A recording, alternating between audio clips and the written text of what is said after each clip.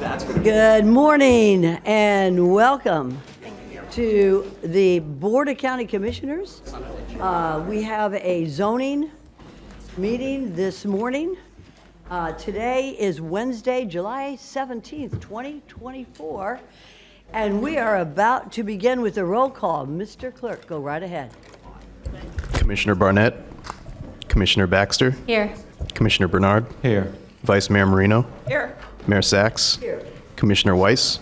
Here. Commissioner Woodward. Here. Thank you.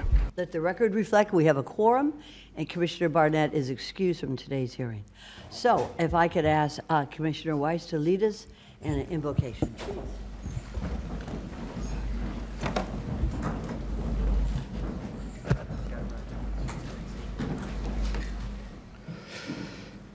Please join me. Father, guide us in the duties we are about to perform. Give us wisdom to make the best decisions for all our citizens.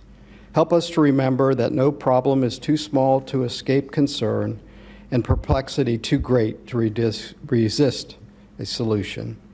Amen. Amen. I pledge allegiance to the flag of the United States of America and to the republic for which it stands, one nation, under God, indivisible, with liberty and justice for all.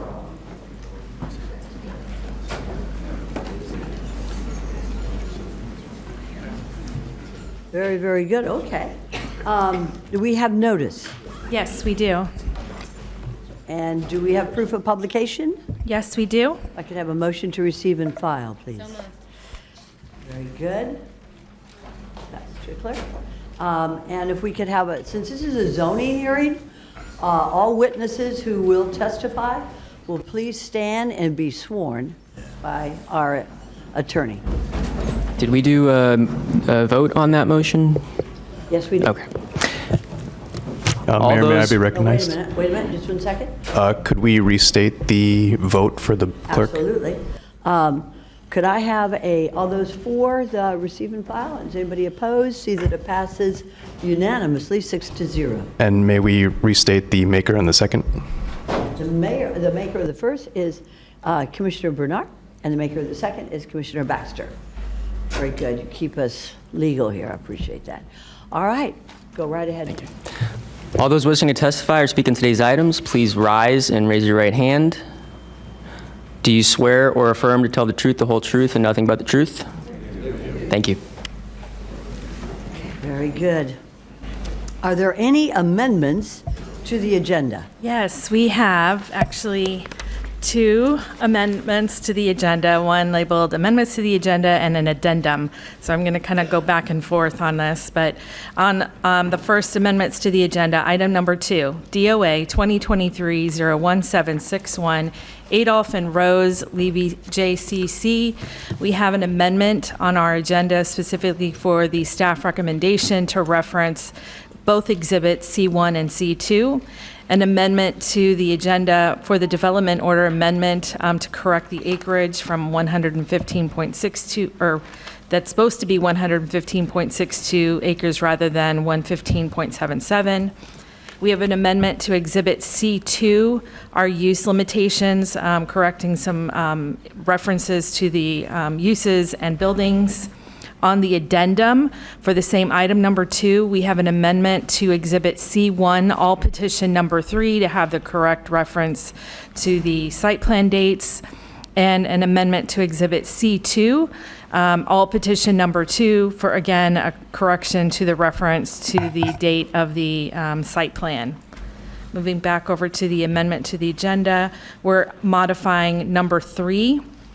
DOA 2023-520 Windsor Place MXPD. We have an amendment to Exhibit C1, engineering condition number 13. And if you flip the page, item number 4, we have an amendment to the declaration of restrictive covenants for workforce housing program, an amendment to the memorandum that corrects the added language included. We've added a 20th exhibit to item number 4, and it's attached in the backup material and reflected in the chart below. On the regular agenda, under ULDC revisions, number 6, the privately proposed revision 2024-290 beachfront properties waiver, the first reading and final adoption. We have an amendment to the reference to the Zoning Commission and LDRC recommendations where their vote was 5-1, not 4-2. Under the amendment to the actual language proposed, referenced and double underlined, we've added additional language to item E2 multifamily under A. Under the comprehensive plan amendments with concurrent ULDC and zoning applications, item number 8, ABN PDD CA 2023-832 Spring Haven. Or to replace Exhibit B, Standards for Analysis. We've included that in the attached backup material for the add delete.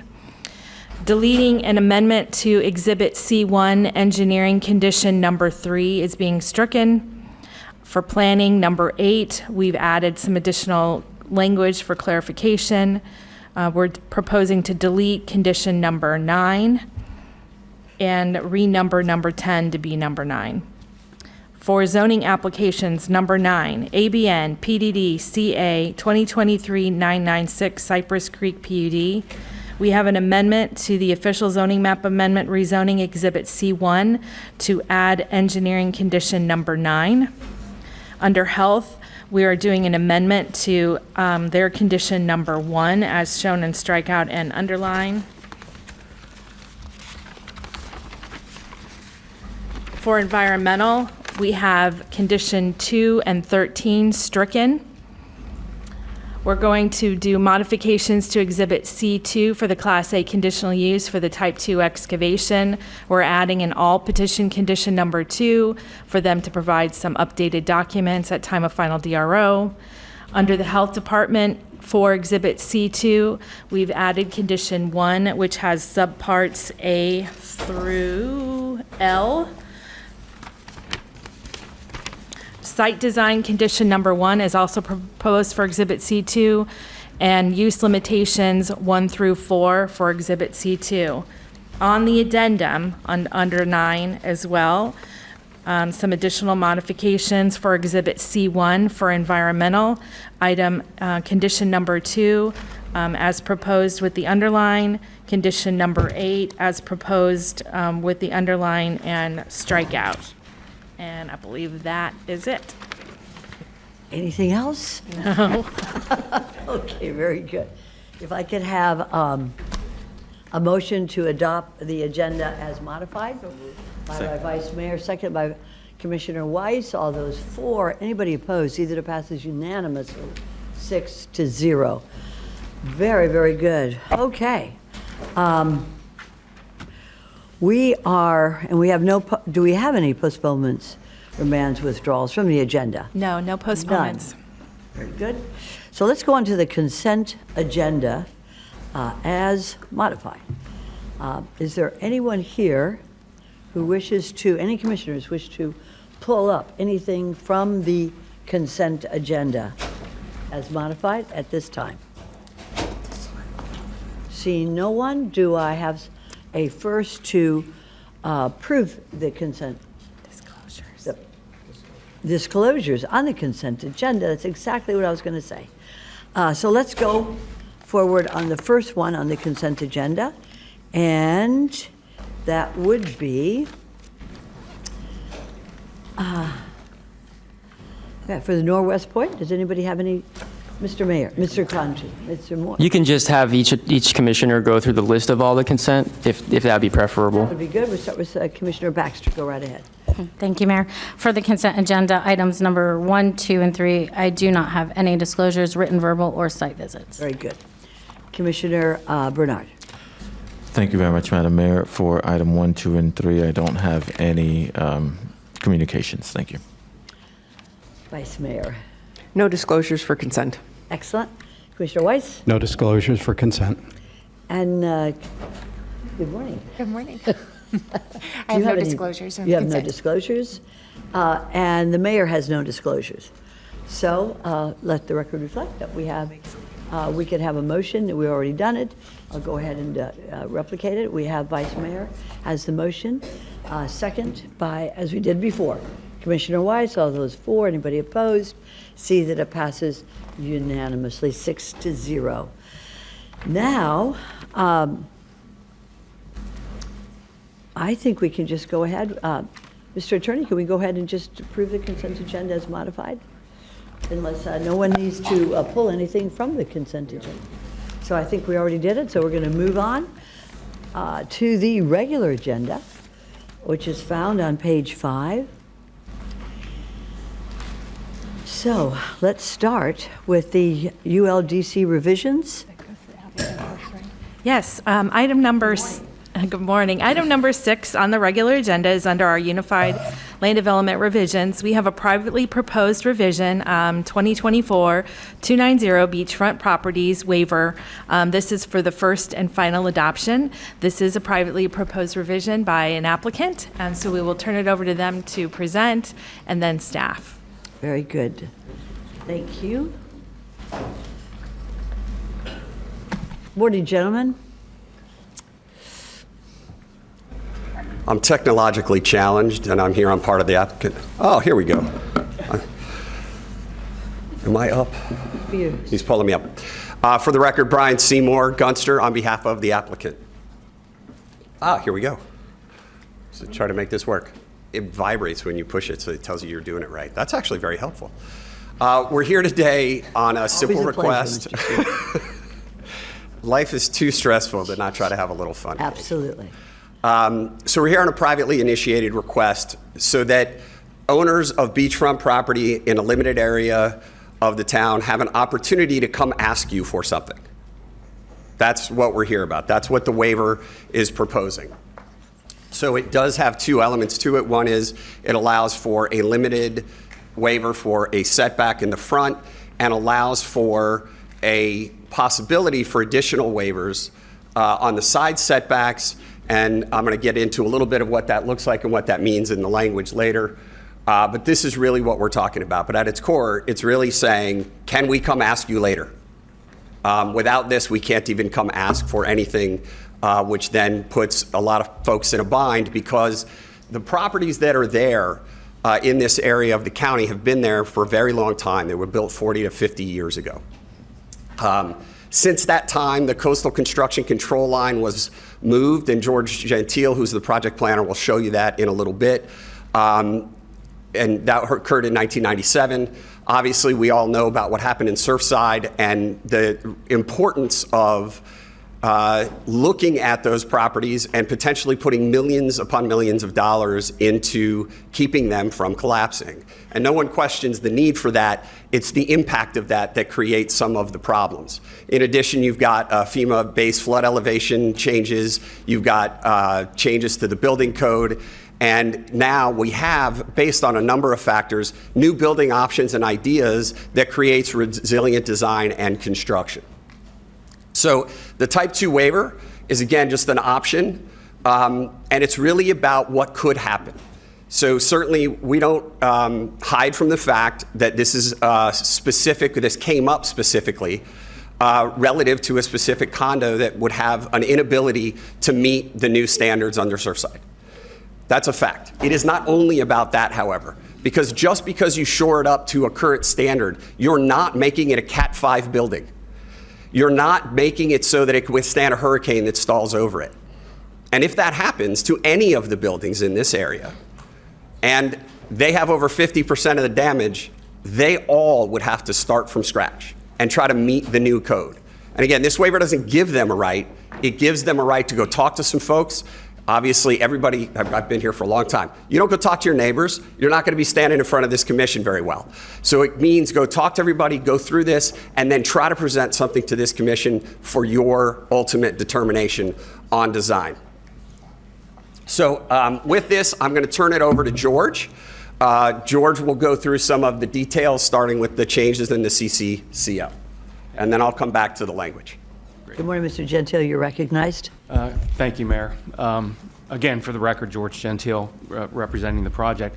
What you have in front of you is a map that indicates where the coastal construction control lines has changed. As Brian indicated, most of the buildings in this area, actually all the buildings, were built under the 79 line, which means that as you go east of that line, you would have to build substantially differently based on state regulations, particularly at that time. So you saw everybody stayed behind that line. The red line that you see is the new line, which is the 1997 line. So all of these buildings in this area are eastward and have to meet all of the FDEP regulations and construction building permits and regulations of that area. This happens to be a close-up. The Beach Sound project is the one that's in the center there between the two identifying lines. It's interesting to note that this is a great test case because this is the narrowest lot in that entire area.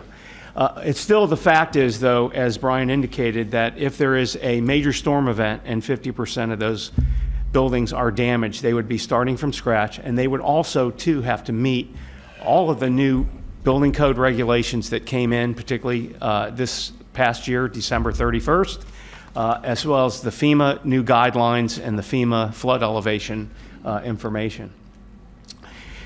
This is a representation of what the development area, the standard development area with the 97 line, if this building or any of the buildings had to start over, the area in the purple on the top is that's the standard building area that's left. What happens is they would have to then go into, if you look below, the area between the two coastal construction setback lines. And we just did a test of about a 100-foot building in that area.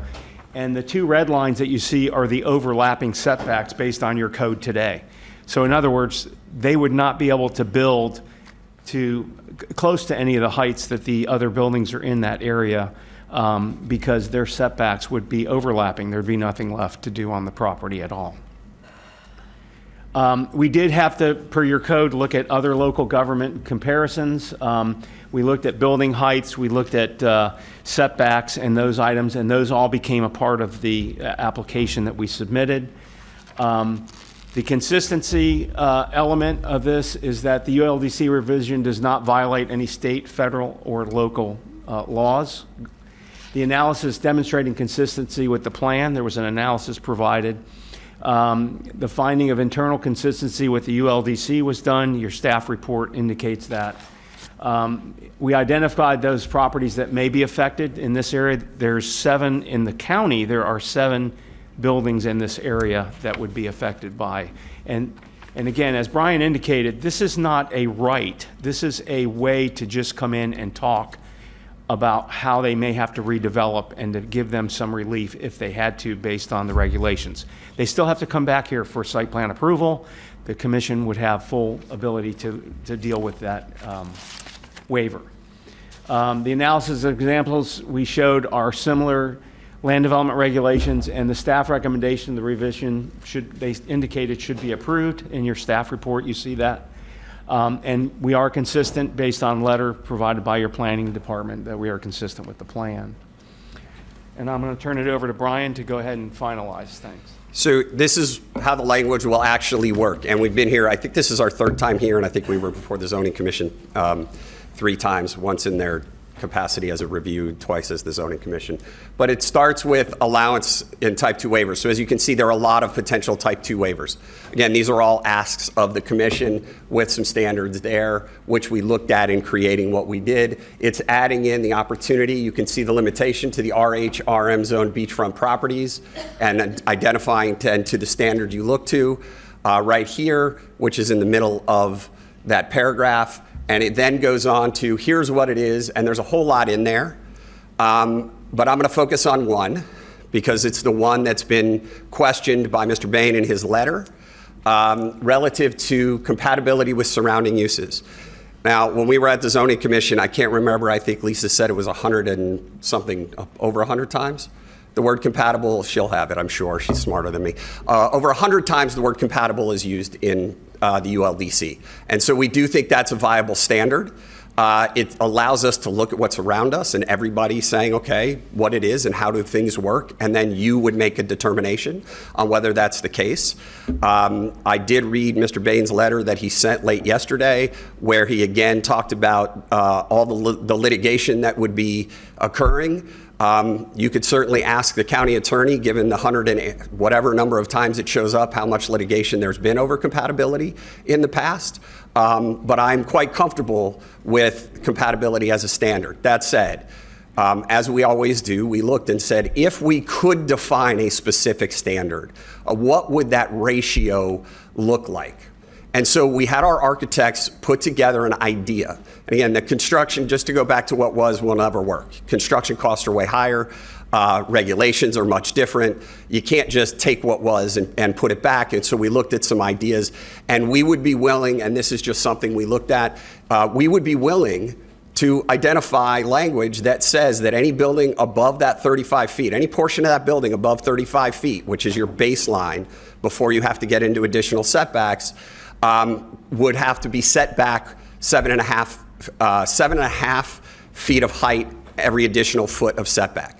Now, your code does not include the wedding cake type of setbacks where it goes like this. This is not something that's typically there. But you can't squeeze an entire building once you go over the height. So we said, okay, the 35 is there. So what can we do? What can we look at? And it does give a little bit more space between. It does give a little bit more light.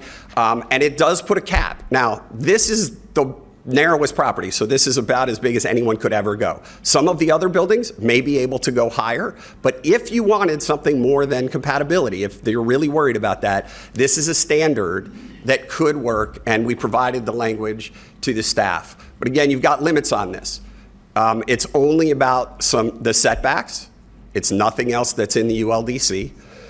It relates to building height and building height calculations.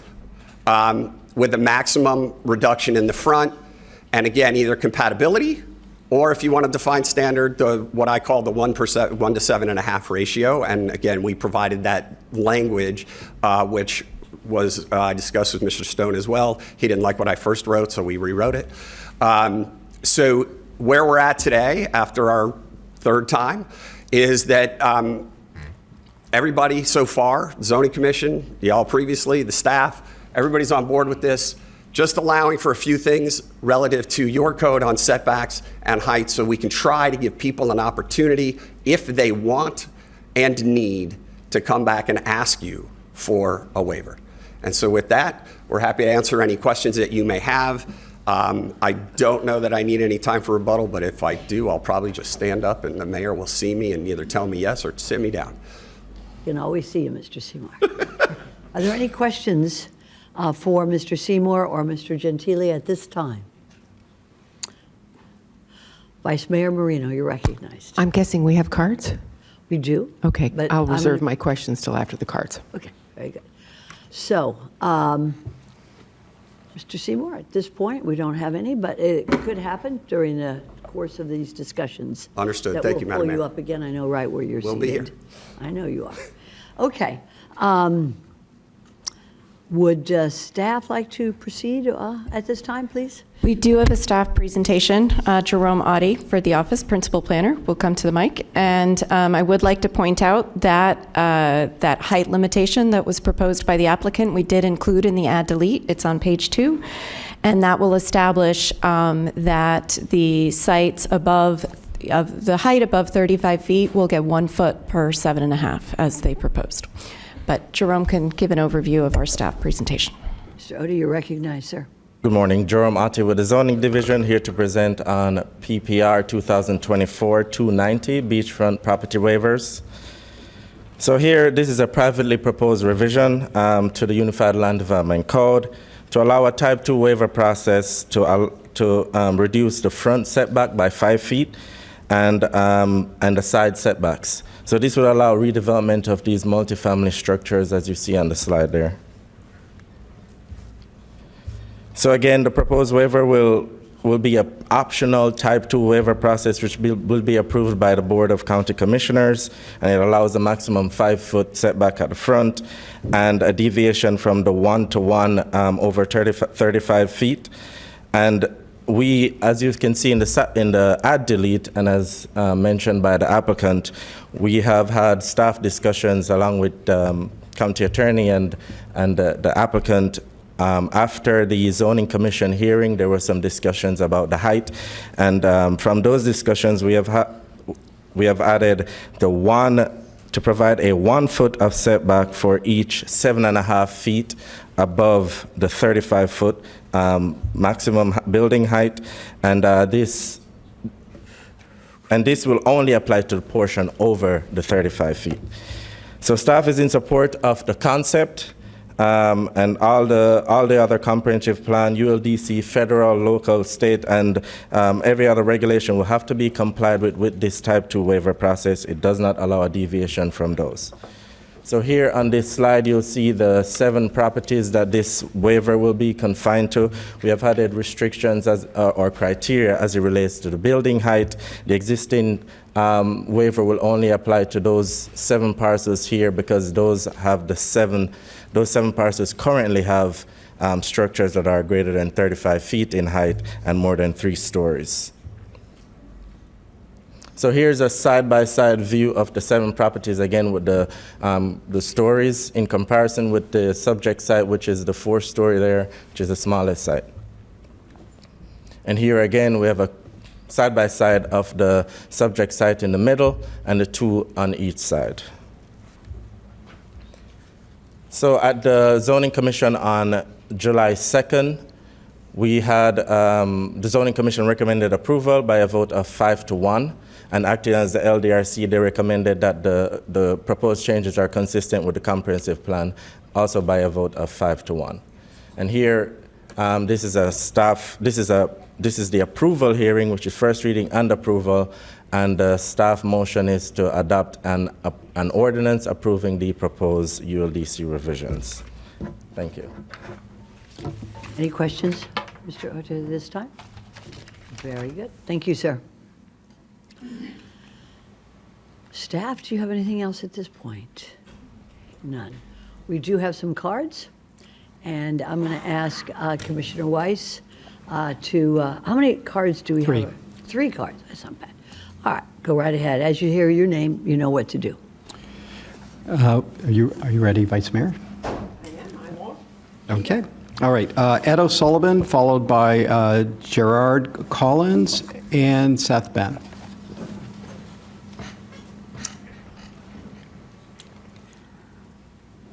Thanks. I was just hoping to follow up the tail end after all the experts. My name is Ed O'Sullivan, and I live in the Claridge, and I'm also on their board. Very good. Good morning, sir. Part of the real problem with this is we just found out about it 2 weeks ago when a reporter called us. All this work that's been done on this particular waiver has been done for months, and nobody ever thought, gee, let's call the people in the 7 buildings and tell them what's going on so they can participate. So what happened when that occurred was the 200 and some people that we're talking about, condo owners, this became very, very stressful. The condos, by this proposal to switch from the familiar codes that they've been used to for, as they say, 40, 50 years, to new guidelines that are unknown. That creates fear, and fear creates a real stress. That's why all 6 of the condos, other than Beach Sound, have sent letters that we've given to the Vice Mayor that disapprove of this approach. We have worked with Mr. Perko and his team, first with the Fontainebleau and now with Coulter, for over 3 years to try and find something that will work with the community, because it isn't just the height. What happens with this process is it takes away our sunshine from our building, It creates more mass, which is more stress and more load, and that's why these people are concerned, and they want to be part of the process rather than to be fighting after something is presented. In the end, on that subject, it's just way too big a building, even with what the staff just said, way too big a building for that little tiny lot.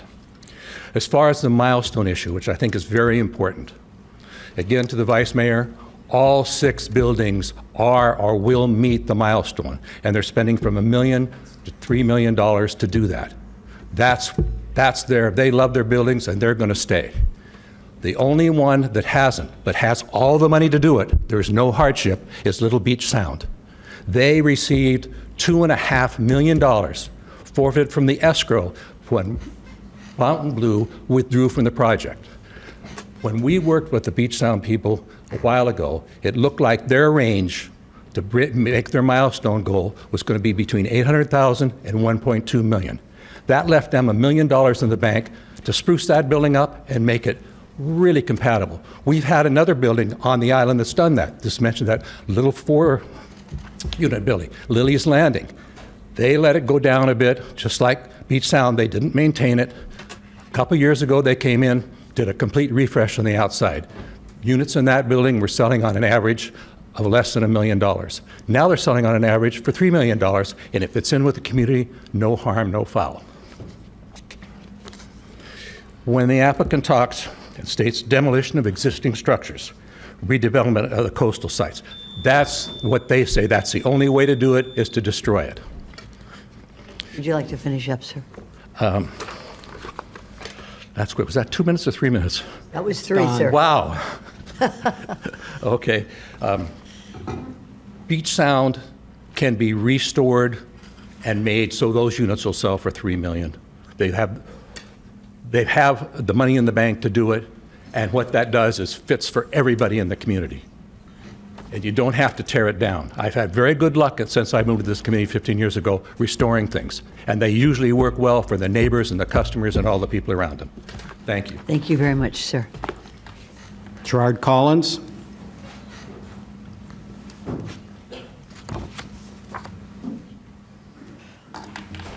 Good morning, sir. You're recognized. Good morning, Commissioners. For the record, my name is Gerard Collins, Collins. I'm an attorney at the law firm K. Bender Rembaum, and I represent the Carlisle Jupiter Island condominium. I'm here today with Ms. Sue Farrell, who is the property manager for the Carlisle. And we are here to join with the Claridge and to voice our opposition to the proposal.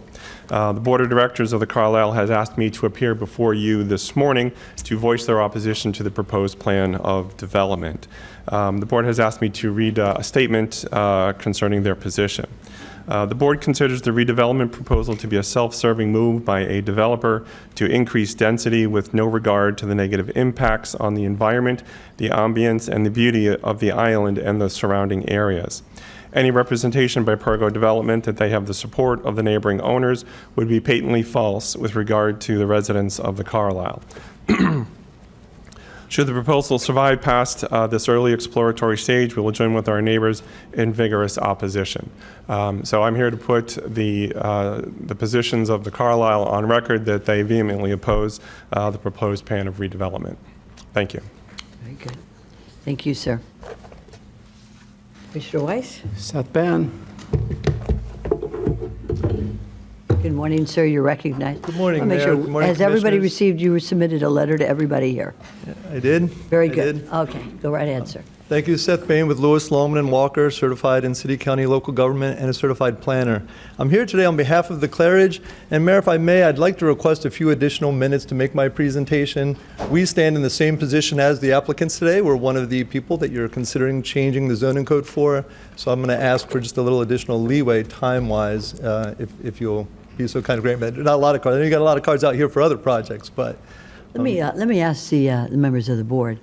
Would that be an additional minute or two, Mr. yeah, Bain? zoning commission gave me 5. I'd like to at least take a breath, so it might be slightly longer than that, but it won't. Five may be appropriate, especially since we all received your card, your letter, your correspondence. Yeah, understood. So let me ask the members of the board, is there anybody who would oppose an additional 2 minutes for Mr. Bain? Okay, very good. And I can see that we have reset the clock. So, sir, you are on. Perfect. Go right Thank ahead. you so much. The sky is the limit. You need to ask yourselves today, what is the appropriateness of making this zoning code change that while it looks like it's for 7 buildings, you've heard it from the applicant today, and it's been made clear that this application is for 1 building and 1 building only. You've also heard it said today that part of the reason they need it is because they're the smallest lot, only re-emphasizing the fact that This project is for one building and one building only. This is not a legislative determination. This should be a quasi-judicial determination subject to competent substantial evidence. When we look at what's going on here, we look at the range of what this impact is to. It's to 7 buildings. And as you heard, there was no effort made out to reach out to us. Why this is especially galling is that this is the 3rd time this building has attempted to redesign itself and to find a way to move forward under your existing code. First, they looked at the variance process, and they realized there was no hardship here. We're not going to be able to get a variance. There's no hardship. We have an existing building. We could build something under the code. Then they proposed an overlay. Let's get all the buildings together. Let's talk about ways to improve the entire community. Let's talk about resiliency. Let's talk about ways a project could come in and improve the site through an overlay that all 7 properties are involved in. And that fell by the wayside. So then they've decided to come in and work with staff and make an effort, despite the fact that they knew, like as Ed Sullivan said, they've been talking to these gentlemen for years, talking about what they want to do, what might be appropriate, et cetera. And instead, all of a sudden, we get this code change in front of us, and there's been no discussion. There's no defensible limitation created. Now, we've heard that they're saying it's because of the CCCL line relocation, it's because of flood changes, it's because of the building code modifications. But in no instance have they told us what those impacts look like, what that change is. They could come in today, and I got to say, I feel a little bit hurt by the fact that Brian came in today and has some new proposal about some additional slight setbacks starting at 35 feet. Quite frankly, if that's his proposal, we'd like to take the time to look at it. I would say it's inappropriate to approve that today because my client's not had a chance to consider what that looks like. We saw one, outline sketch of that. And that's exactly what we've been looking and asking for, is that why are we operating in a vacuum here? They're spending all this money on the project. They clearly know what they want to build. They have a concept in mind. Let's be having a forthright conversation about what that looks like. It sounds like we've got the start of that today. I welcome that. It's exactly what I asked for at the Zoning Commission and what I continue to ask for today. Is there a defensible change to the code? We want to know that. Is there additional setbacks? Sure. Now, what he's said sounds like we looked at George's presentation of how your code operates today. The code operates that you can go 35 feet, and if you want to go higher, you're going to start stepping it back. And why is that? It's because it's the main tool for compatibility you have. So yes, while they can come up and say, well, the consistency, the requirements that we put in place are compatibility, yes, but you've just eliminated the single best tool that the county has and has always defended to ensure compatibility. And again, as we saw, the reason why is because they're the narrowest lot. They have less than 1 acre on the ocean side of A1A there. They're trying to build a project there. And they want to go, slightly, if they wanted to go slightly higher, if they wanted to propose a building that still fit in the compatibility that we talked about, the ratios for setback to height, building mass to the size of the lot. Let's look at those things. Let's have a forthright discussion about it instead of operating in this vacuum. We've seen the start of that today. We'd love the opportunity to see those standards in place. We'd like the chance to review those with staff, see what the actual outcomes or impacts are, because otherwise there's no clear standard for it.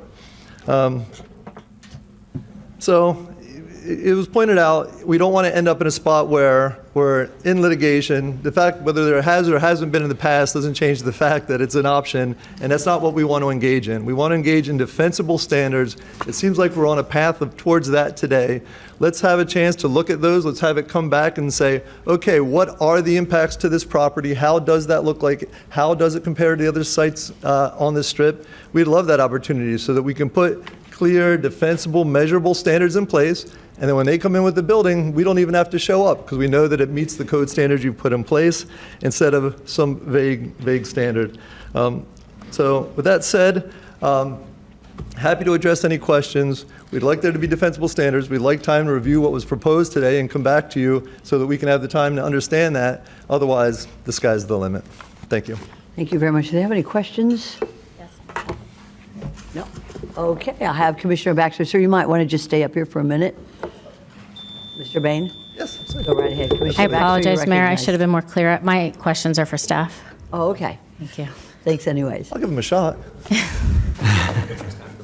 You've already gotten 5 minutes. Don't push it. Okay, go right ahead, Commissioner Baxter. Does our code currently include step backs over 35 feet? Yes. 1 foot per 1 foot 6-foot additional setback for 1 additional foot in height. Over 35 feet. Over 35. Thank you. Also, somebody had brought up, if a hurricane came by and knocked down all the buildings, surrounding buildings, God forbid, would any of them currently be in compliance with our current code? No. We do have a slide, I think it's 56, slide 56. Go way to the end. All of the 7 buildings are built with smaller setbacks than are currently required. So all of them, if they were to be knocked down, they would require variances to get to the current height. There we go. There's the slide that shows it has the heights of all the 7 buildings and the side setbacks on each one.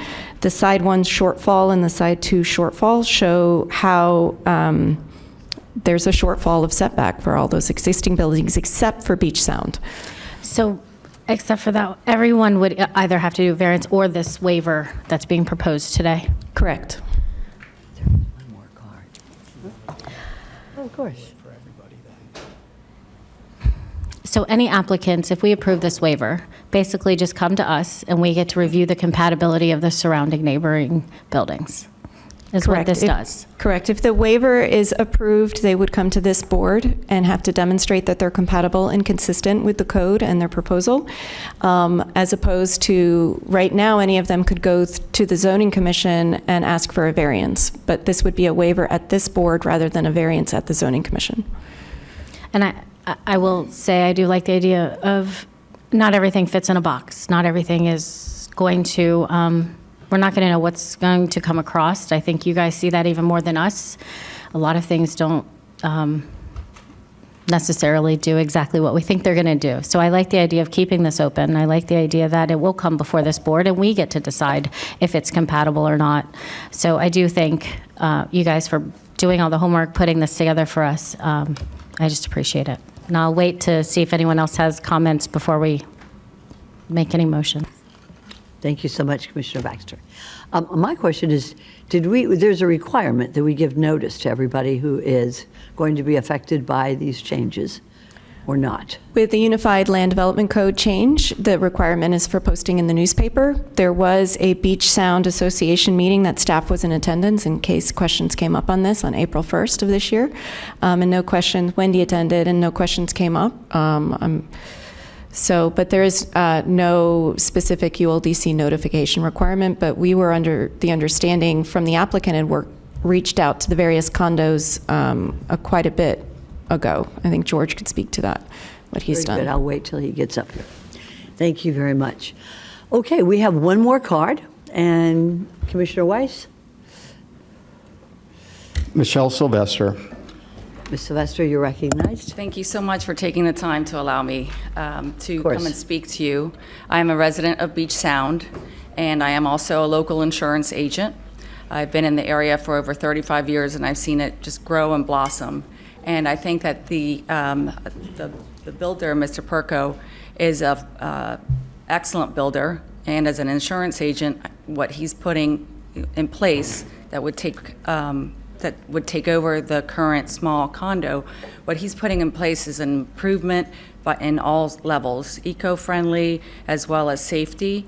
It's denying an improvement like that is like stepping on our toes. And I just wanted to come and voice my opinion that I think this is a great opportunity for Jupiter and for the environment. Thank you very much. Thank you. Thank you very much. All right, we have no more cards, Commissioner Weiss, so you have an opportunity, Mr. Seymour, for rebuttal. I will be as brief as I can. Just a couple of points that were made. So Mr. Bain says, oh, now we're moving towards this direction, but we actually heard from Mr. O'Sullivan what they actually want, right? This was the concern all along. Beach Sound could be restored so the units can sell for $3 million, put the money in, keep it the way it is. And that's what he said was compatible. That's not the only thing that is compatible. Setbacks are not the only thing related to compatibility, right? He even admitted that it needs more to be compatible. So there is more to it, but the concern about just keep pushing this down the line means no one can do anything. No one can come and ask. And to Commissioner Baxter's question, that's really where we're at today. There was also discussion by Mr. Bain about they came for a variance. We never came for a variance, although the Claridge does have a variance. In 2000, I think it was 12 or 15, they received a variance to keep the existing setback that they had. And so we didn't say, oh, there's no hardship. I don't know whose brain he was reading, but that wasn't there. We worked with staff through this process. That's how we got to where we are today. So that's really what happened. But the truth is, we do know what it looks like with the change because you saw it today. Overlapping setbacks, as Mr. Gentile said. You just heard about the insurance, right? That's because these buildings are much better built. That means they're also much more expensive. You heard this is for one. Mr. Bain said this is really just for one. That is incorrect. Yes, we looked at it on the narrowest site, which is what we're looking at to see what could actually make it viable for that, which means it's viable for everybody else. But as a matter of fact, this applies to everybody there, not just one unit owner. And again, if a Cat 5 hurricane comes in next week or next month, as it very well could, and knocks every one of these things down, everybody's going to have to come in and ask for something. All we're saying is please give us a chance to ask. One more thing. Mr. Collins referenced an increase in density, that they're objecting to an increase in density. I forgot to mention that, and I apologize. You are under this waiver in the language, you may not ask for more density. So there will not be one more unit. Yes, they will potentially be bigger. Yes, they will be nicer. And yes, they'll be worth more. That's how you make things like this work. So we'd like the opportunity to come present it. Again, we believe that compatibility is the right standard. It's a fair standard. It's in your code. If not, we know that the 7.5 to 1 can work, and we will accept that as well to have that definitive standard. Thank you. Thank you, Mr. Seymour. Any questions for Mr. Seymour at this time? Otherwise, I will recognize Vice Mayor Marino. Thank you. When you look at the other units that are there, and you look at the building heights, we have an idea of what is compatible. When you look at, if you go further south on the island, you will see one building that stands out, does not fit. However, that building is not in unincorporated Palm Beach County. That building is in Tequesta. And Tequesta was the one who said, yes, you can build this building. I am comfortable with staff's assessment of compatible, but at the end of the day, we as a board of 7 are the ones that vote on that, and if it's not compatible, it's not getting voted in.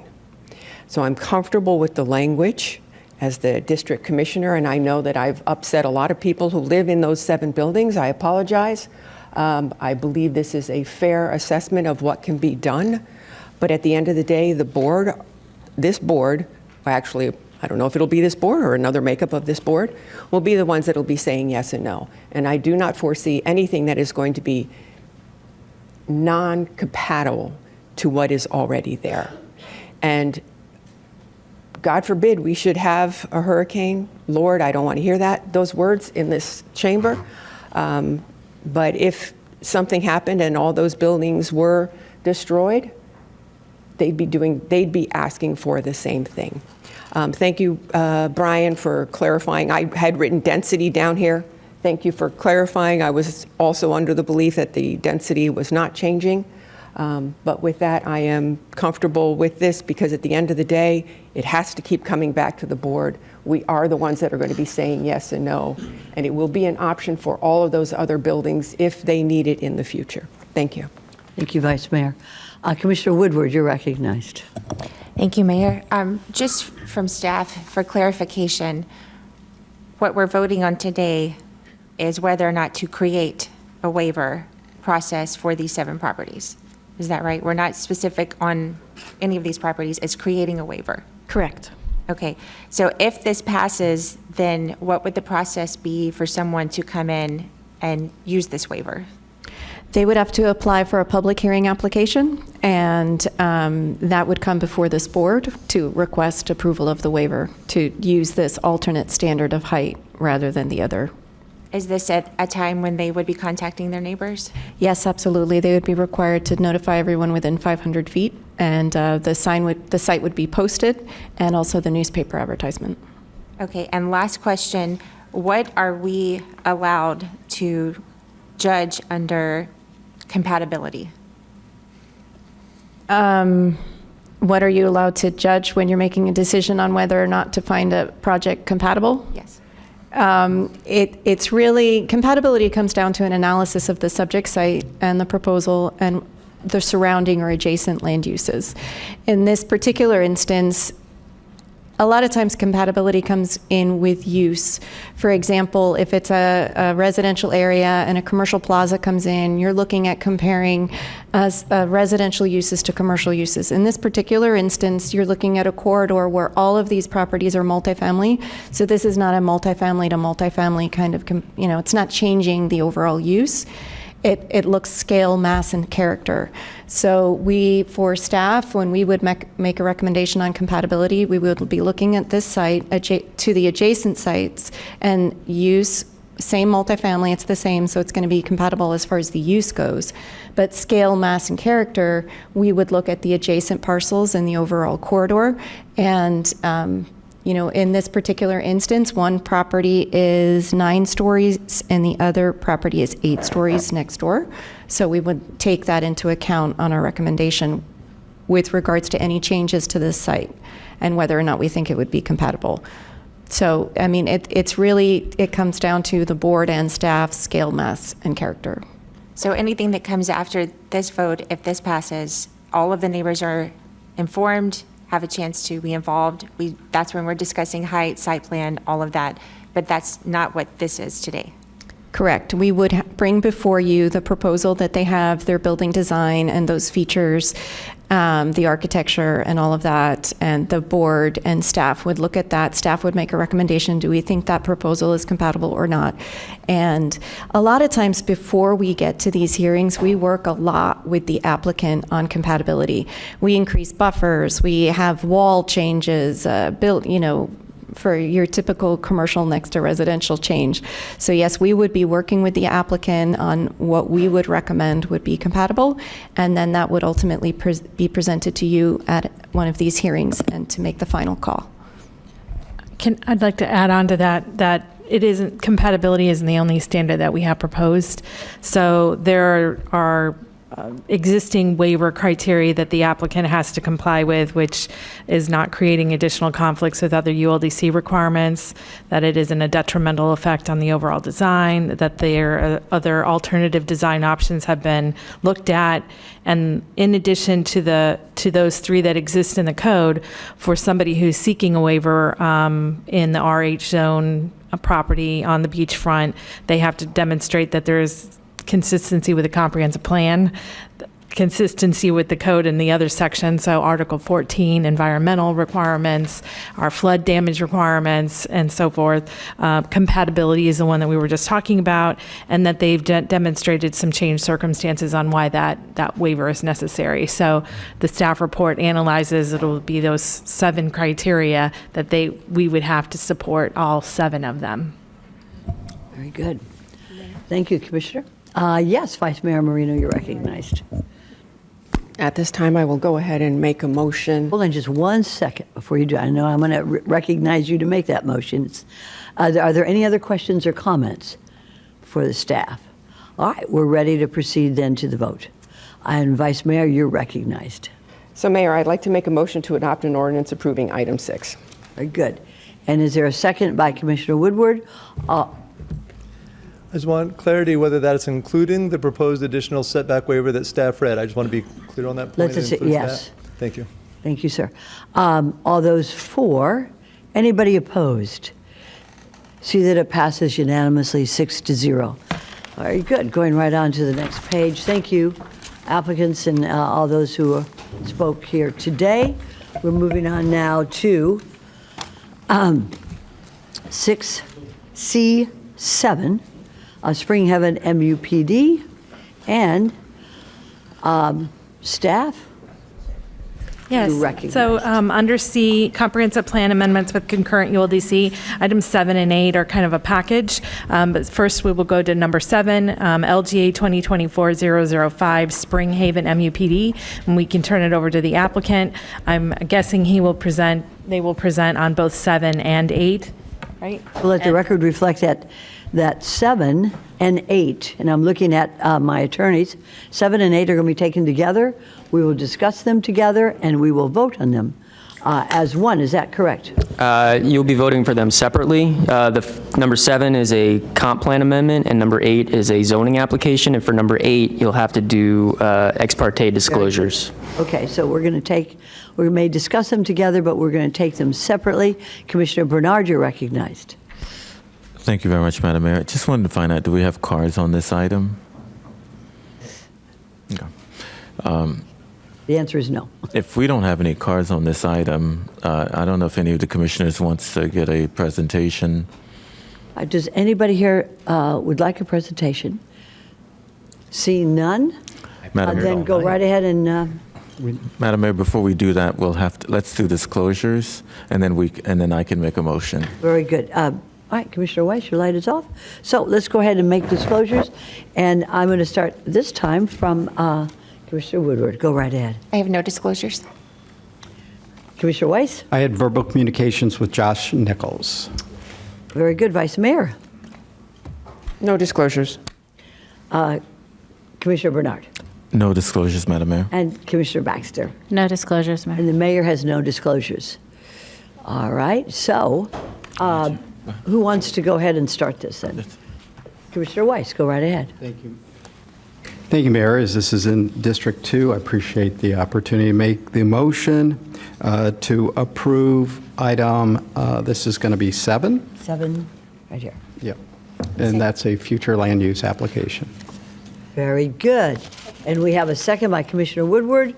All those for, anybody opposed? See that it passes unanimously, 6-0. Nice job. Come again, anytime. For this presentation. Yeah, right, that's very good. I'll take it. Okay. Commissioner Weiss, you're recognized. Yes. I'd like to make a motion to approve item number 8, and that would include, that is the accompanying zoning application. Before you do, I just want to be sure, does anybody have any questions or comments or wish to have a presentation on number 8 before we commence with the vote? I see the attorney is, go right ahead, sir. I'm maybe predicting something here. I just wanted to make sure that it was separated into 8A, B, and C. I was just going to say 8A, B, and C. Thank you, Commissioner. Very good. Seeing no questions or comments, Commissioner Weiss has moved, and that includes on 8A, B, and C. I have a second from Commissioner Woodward. All those for. Anybody opposed? See that it passes unanimously, 6-0. Thank you so again. much. Really appreciate it. Very good. Item 9. Now, we're going to go on to 9, and that is on D9. We will be doing disclosures. And, Mr. Attorney, should we start with the disclosures first? I think that'd be a good idea. I'll start with Commissioner Baxter then. Thank you, Madam Mayor. So we've received numerous, for item number 9, we have received numerous emails which have been filed with the clerk. We have had verbal communications with Nancy Willie, Tom Winkles, Sylvia Winkles, Bob Smar, Ben Bailey, Lindsay Parson, Scott Backman, Jeff Brophy, Julie Nichols, Dr. Don Newbaum, and Mike Klein. There's been no site visit. And if you would please, if I missed any names that they say, please add them. Commissioner Bernard. Thank you very much, Madam Mayor. For item 9, verbal communications with Cynthia DePonte, Maggie Martin, Jeff Brophy, Lindsay Libes, Andrew Maxey, Peter Feeman, Nancy Weil, Lindsay Parsons, Scott Bachman, Tom Winkles, Sylvia Winkles, and Mikkel Klein. And I've received correspondence and no site visits. And if there's anyone that I've missed, I'd like to incorporate some of the other comments. Thank you. Is that okay? Mr. Attorney, is that Well, it all has to be individualized. So if any commissioners hear names, you can always come back and modify and amend? Very good. Okay, so the record is going to reflect that. Vice Mayor Marino. Thank you, Mayor. I gave to the clerk a huge package of letters and a flash drive with all those letters and correspondence. And I have had verbal communications with Lindsay Parsons, Jeff Brophy, Scott Bachman, Nancy Willey, Sylvia Winkles, Tom Winkles, Bob Smar, Ben Bailey, Mikkel Klein, Julie Nicholas, and Don Newbaum. Thank you. Thank you very much. Commissioner Weiss. Thank you, Mayor. On verbal communications, I spoke with Jeff Brophy, Lindy Parsons, Scott Bachman, Aaron Halliburton, Peter Feeman, Sylvia Winkles, Tom Winkles, Nancy Willey, Robert Smar, Benjamin Bailey, Andre Fladell, Michael Klein, Julie Nicholas, and Don Newbaum received a number of letters and emails, and those have been filed with the clerk. Thank you, Commissioner. Commissioner Woodward. Thank you, Mayor. I had verbal communication with Scott Bachman, Lindsay Parsons, Jeff Brophy, Michael Klein, Don Newbaum, Peter Feeman, Gordon Dieterle, and my staff had verbal communication with Sylvia Winkles and Nancy Wild. We also received numerous correspondence, emails, and letters that have been filed. No site visit. Thank you very much. And the mayor's office has had verbal communications with Scott Bachman, of course, the Mescal Group, Lindsay Parsons, Toll Brothers, Jeff Brophy, WGI, Nancy Willey, Sylvia Winkle, Thomas Winkle, Benjamin Bailey, Diane Bushman, and all of our emails and collateral matters materials have been filed with the clerk. So I think we have completed that. Madam Mayor. Commissioner Baxter, yes. May I add Peter Feynman to mine as well, please? Very good. Very good. Anybody, any other amendments? If not, we are going to go ahead and proceed. Sir, you're recognized. Good morning. For the record, Madam Mayor, Madam Vice Mayor, and Commissioners, Jeff Brophy with WGI.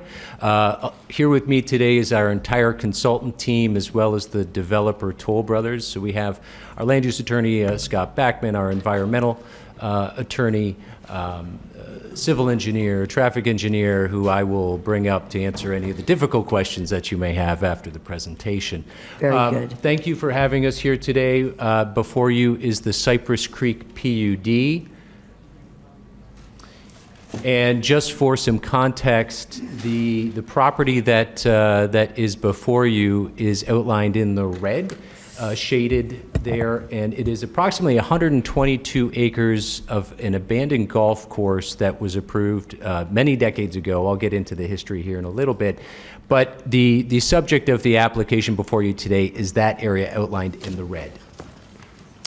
The land use of the property is LR2. Everything surrounding us is pretty much LR2. You can see a couple other higher density to the west of HR12 and MR5, but for the most part, the subject property is the LR2 land use. It allows for, with just the land use density, 244 units. Before you today is an application for 152 single-family units.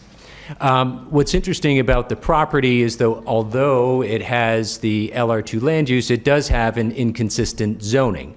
As of today, it has the old AR zoning, which doesn't exist in the code now. So whatever goes there to be consistent with the existing land use of LR2, a rezoning has to occur. So what is surrounding us, for example, is RS. The RS designation is consistent with the LR2 land use. It allows for 6,000 square foot lots. However, what we are proposing is a PUD, and the reason for that is because of the size of the property that is being requested to be rezoned. So we are going to the PUD designation, and because it is a PUD, it allows for us to apply many conditions of approval and allows us to have much more flexibility in regards to the types of units that are being proposed. What we do not want to have is something that meets the minimum standards of RS. We want to go well above and beyond that. So what you'll see is us proposing average lot sizes of over 14,000 square feet, or about a third of an acre. What we are requesting is single-family residential. This will be 152 single-family homes. Adjacent to us, all surrounding us, for the most part, is also single-family residential homes. Again, just to our west is some multifamily homes as well. Before you today are 3 requests. The first is that rezoning from the AR to the PUD. The second is the development order abandonment of the golf course, which goes all the way back to the 1970s. The golf course in and of itself has been abandoned for approximately about 7-8 years.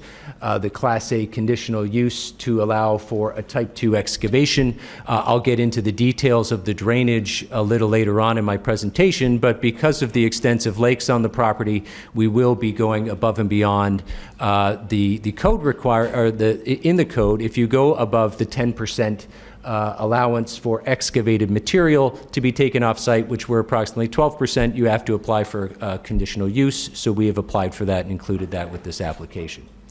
Staff assessment, as Wendy was just talking about, there are several standards in order to meet the PUD requirements for actually any rezoning. I will not reiterate them. They are in your staff report. We meet those requirements. Staff is in agreement with that assessment. So the staff report is part of the record in the fact that we meet the standards of the ULDC for the rezoning. Staff recommends approval of the requests. We went to Zoning Commission a couple weeks ago. Zoning Commission was also recommending approval of the requests before you. Because this is within COBRA's boundaries, we did go to COBRA Growth Management, ultimately for the final vote of their delegates. They did recommend approval of the Toll Brothers PUD project based on the density proposal and compatibility with the existing properties, and request that the Zoning Commission as well as the BCC adopt the staff report for approval. In addition to that, we have had extensive meetings with the community, and as you can see today that there's folks here both in opposition as well as support. I would love to say everyone is in support of this application, but that's not the case, although we strive very hard to make that happen. There has been extensive meetings over the last year since this application has been filed with everybody to continue to work with the community and find resolution to the concerns of the community. Just to give you a little history, these are 2 separate approvals. I just want to make that clear, that the golf course was approved on its own. Originally in 1963 under a building permit, the golf course was built. And then afterwards, about in the 70s, there was a special exception, which is what is being abandoned today, for the golf course. Separately from that, the surrounding Cypress Creek community had a separate resolution and zoning approval for that community on June 23rd, 1977. So they are completely separate approvals. There's no linkage or development limitations between the 2 properties. Back in 2018, when this was applied for with a different application and a different developer, a letter was requested from staff. At the time, the zoning director issued a letter of determination, and it determined that the golf course was approved as a separate entity and is currently not part of a planned unit development, so it is not a part of the same zoning that is surrounding us in the existing Cypress Creek community. Just to give you a little bit further history, again, going back to 2018, we had the determination letter from Palm Beach County. Since the application that was previously applied for, once that was through, there was a legal opinion that was issued, finally, I think back in 2022, and that legal opinion ruled that Cypress Creek Golf Course and the Cypress Creek neighborhood are separate entities, and development between the 2 is not connected or limited in any way. So what we are, again, requesting for today is the rezoning of only the 122 acres and the allowance under the LR2 land use, which we meet based on the 152 units we are requesting. This is the proposed site plan. As I mentioned, Toll Brothers will be the developer. Access will be off Military Trail. It will be an entirely self-contained community and secure community. It will have all its own open space, drainage, recreation areas, all of which I'll get into in detail as we go through further slides. But as you can see, it is 152 single-family units. We have the LR2 land use designation, but we actually sit at a lower density of 1.24 dwelling units per acre. Just like the surrounding Cypress Creek community, we are a mix of 1- and 2-story homes. And again, everything will be self-contained within the 122 acres. Just to go into the lot sizes a little bit in regards to compatibility with the single-family homes surrounding us, we do have an average lot size of just over 14,000 square feet, or approximately 1/3 of an acre. We are not requesting zero lot line homes. That is the major difference between what was submitted previously and what is within this request. This is compatible use adjacent to compatible use, compatible lot size adjacent to compatible lot size. The existing Cypress Creek neighborhood that surrounds us has a density of approximately 3.02 units per acre. Again, what's before you today is a community of approximately 1.24 dwelling units per acre. And again, when we look at the average lot size of the Cypress Creek community that surrounds us, they're approximately 14,900 square feet. What we are coming in with is just over 14,000 square feet, so it's very much compatible with what is currently constructed surrounding us. The major difference being, in addition to compatible lot sizes, there is extensive open space and drainage and lake areas you can see here within the proposal today. As I mentioned, access will be off Military Trail. This is an existing full access. This was the former access of the golf course at the time. So there, it does have directional entry and exit both north and southbound on Military Trail. And there is an existing turn lane along Military Trail traveling southbound into the site. That is a substandard turn lane. We have a condition of approval which requires us to improve that to the greatest extent possible to meet today's standards. So we will be making improvements to the turn lane on Military Trail. Just in regards to the buffering and the compatibility, we do have approximately 8 acres of perimeter buffering surrounding us, approximately 34 acres of lake area, and about 37 acres of open space scattered throughout the site. We do have enhanced buffers surrounding us, especially where we have homes that are adjacent to existing homes. Your ULDC requires 8-foot compatibility buffers. We have 20-foot buffers surrounding all those areas. And in addition to that, instead of the compatibility requirements for landscape, we actually have the incompatibility requirements for landscape between, even though these are compatible home sites.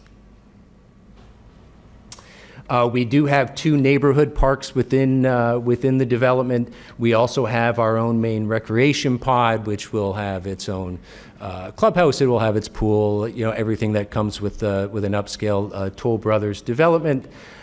We also, and it is important to note that the recreation pod was relocated. Originally, it was located more central to the development. As we've gone through the approval process, we have moved that recreation area based on comments from the community. So we have tweaked the plan based on comments in order to accommodate concerns from the neighbors. We also have a 2.5-acre civic pod, which is a requirement of the PUD. When you rezone, 2% of your land area has to be dedicated for a civic site. The county staff has asked for us to include that on the plan. So on the current master plan, we do have that 2.5-acre site out on Military Trail. And we also have an existing open space just north of that, and I'll talk about a condition of approval in regards to the improvements of that open space as I get to the end of the presentation. In addition to that, we've been on this thing for almost a year in regards to working with staff. We've worked with in identifying over 5 acres of tree preservation area on site. We understand it's an existing course. There's some beautiful trees out there.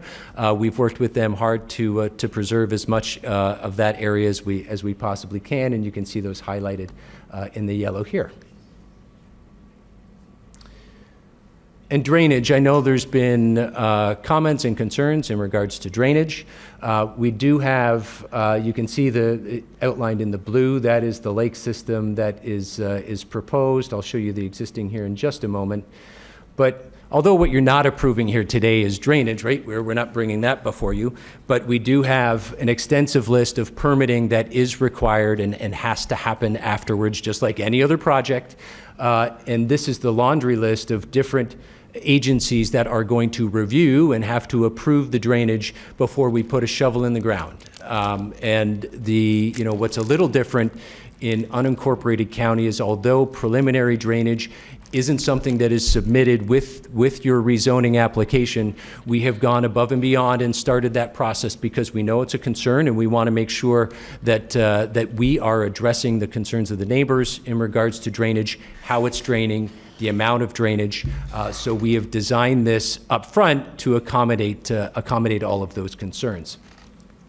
And when we look at the area, this is the drainage basin outlined in red here. So we do accommodate drainage from the existing and adjacent community. Not all of the community, but a good chunk of it. So the majority of the community does drain onto the golf course here, as well as portions of Military Trail. We have extensive conditions of approval in the staff report that require us to take that historical drainage and have it a part of our development approval, as well as all of our permitting. It has to include all of that historical drainage. We're not getting past any agency if we don't include that. So we will continue to take that historical drainage, and I'll show you kind of some of that flow in just a second. These are the existing lakes on site. So currently you can see the L23 canal going through the center of the property. There's approximately 14.24 acres of existing lake on the golf course that accommodates all of the surrounding community as well as the golf course. What is being proposed is almost 34 acres of lake throughout the entire community, upgraded to obviously today's standards, and that is going to accommodate not only the historical drainage but also the drainage for the proposed development. And you can see the existing pipes in blue here on the map. A lot of those pipes, not all of those pipes, flow directly onto the golf course. Some of those go directly into the L23 canal. Some of them go north to the Stanley Weaver Canal. So not all of the properties within Cypress Creek drain onto the golf course, but those that do, we do have to accommodate. And I'm just going to show you a very quick example. Along the north is our homes that are adjacent to us along Palo Verde. And currently, those homes drain onto the golf course property. We have to continue to take on that drainage. And we're going to do that, as you can see, through a series of pipes and swales within the buffers in the backs of the yards that go within open space areas into our pipe systems, so into inlets, into our pipe systems,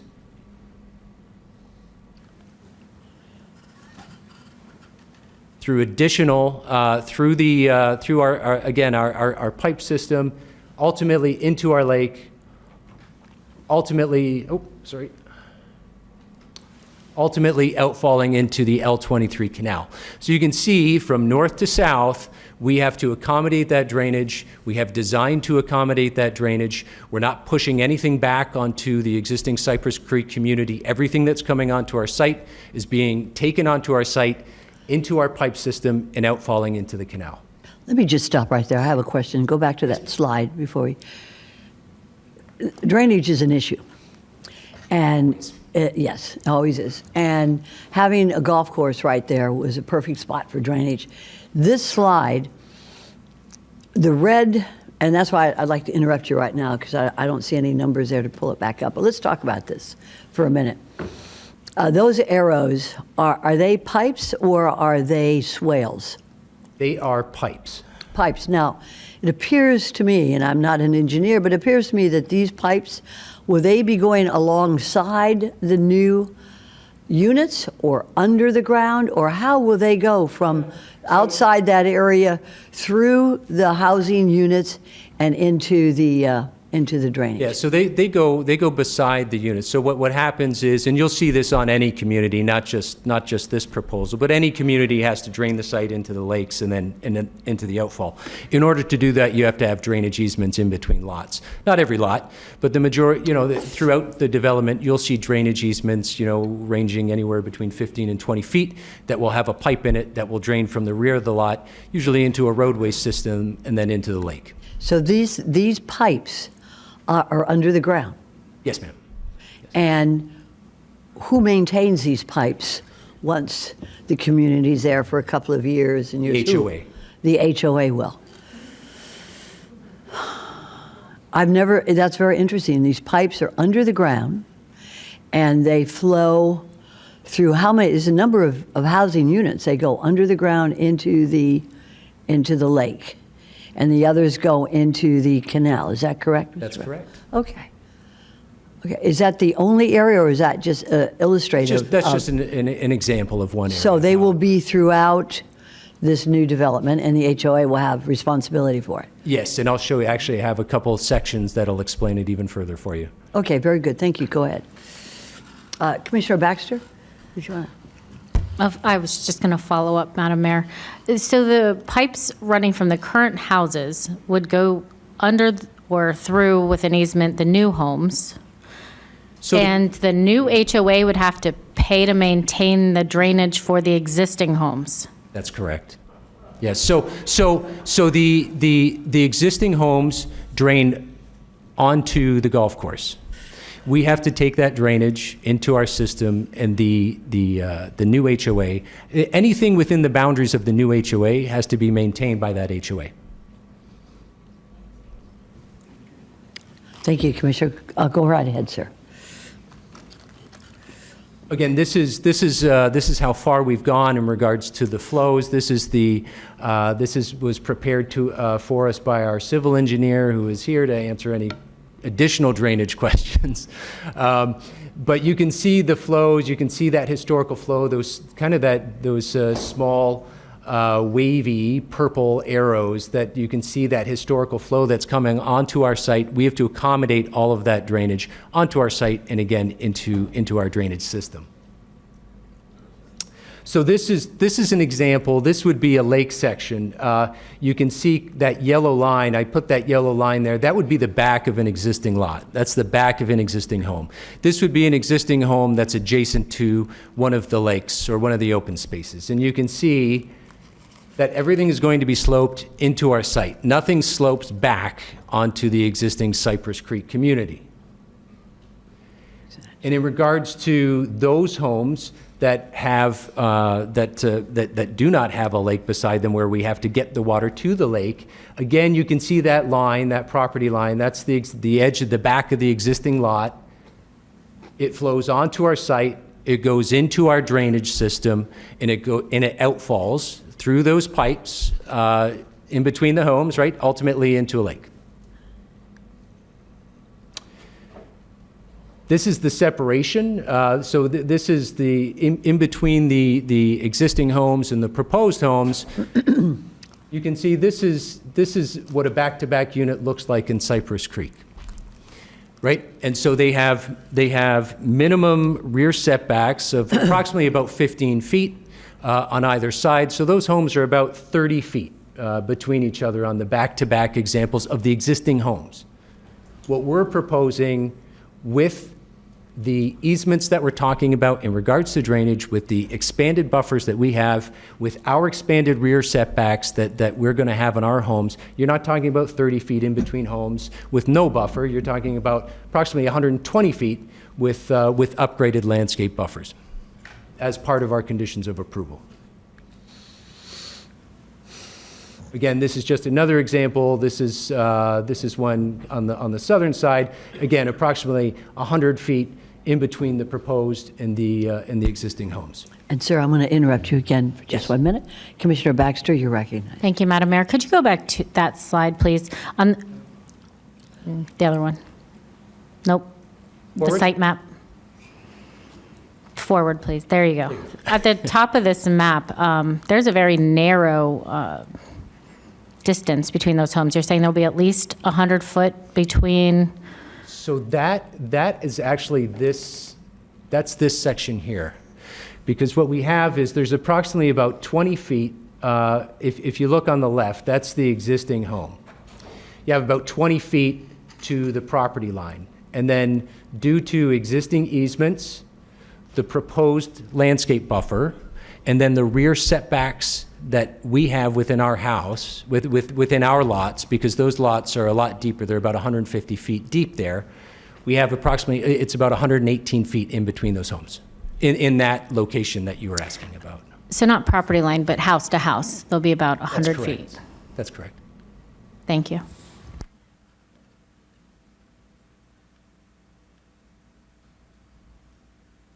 This is some of the architecture. I'm not going to get into Toll Brothers product. I think everybody's very familiar with who they are and the types of products that they have. It's a very upscale community. In regards to the national home builders, they offer the highest price point of any national home builders. So they will be an upscale. Let's go back for a minute, Mr. Brophy. Let's go back to that. Is that the rendering that you're showing there? I can't read quickly enough that you changed the slide on me. But is that the recreation center? No, these are the backyards of proposed homes. Very good. Thank you. Very nice. Thank you, sir. And this is some of the architecture that is being proposed. It will be a mix of, again, 1 and 2 story. 50% will be 1 story, 50% will be 2 story. There's 4 models of each and approximately, I think, about 3 different variations of each model. So it's going to be, they will be very unique and again, larger Toll Brothers homes. This is just to reiterate the outreach that has happened over the last year.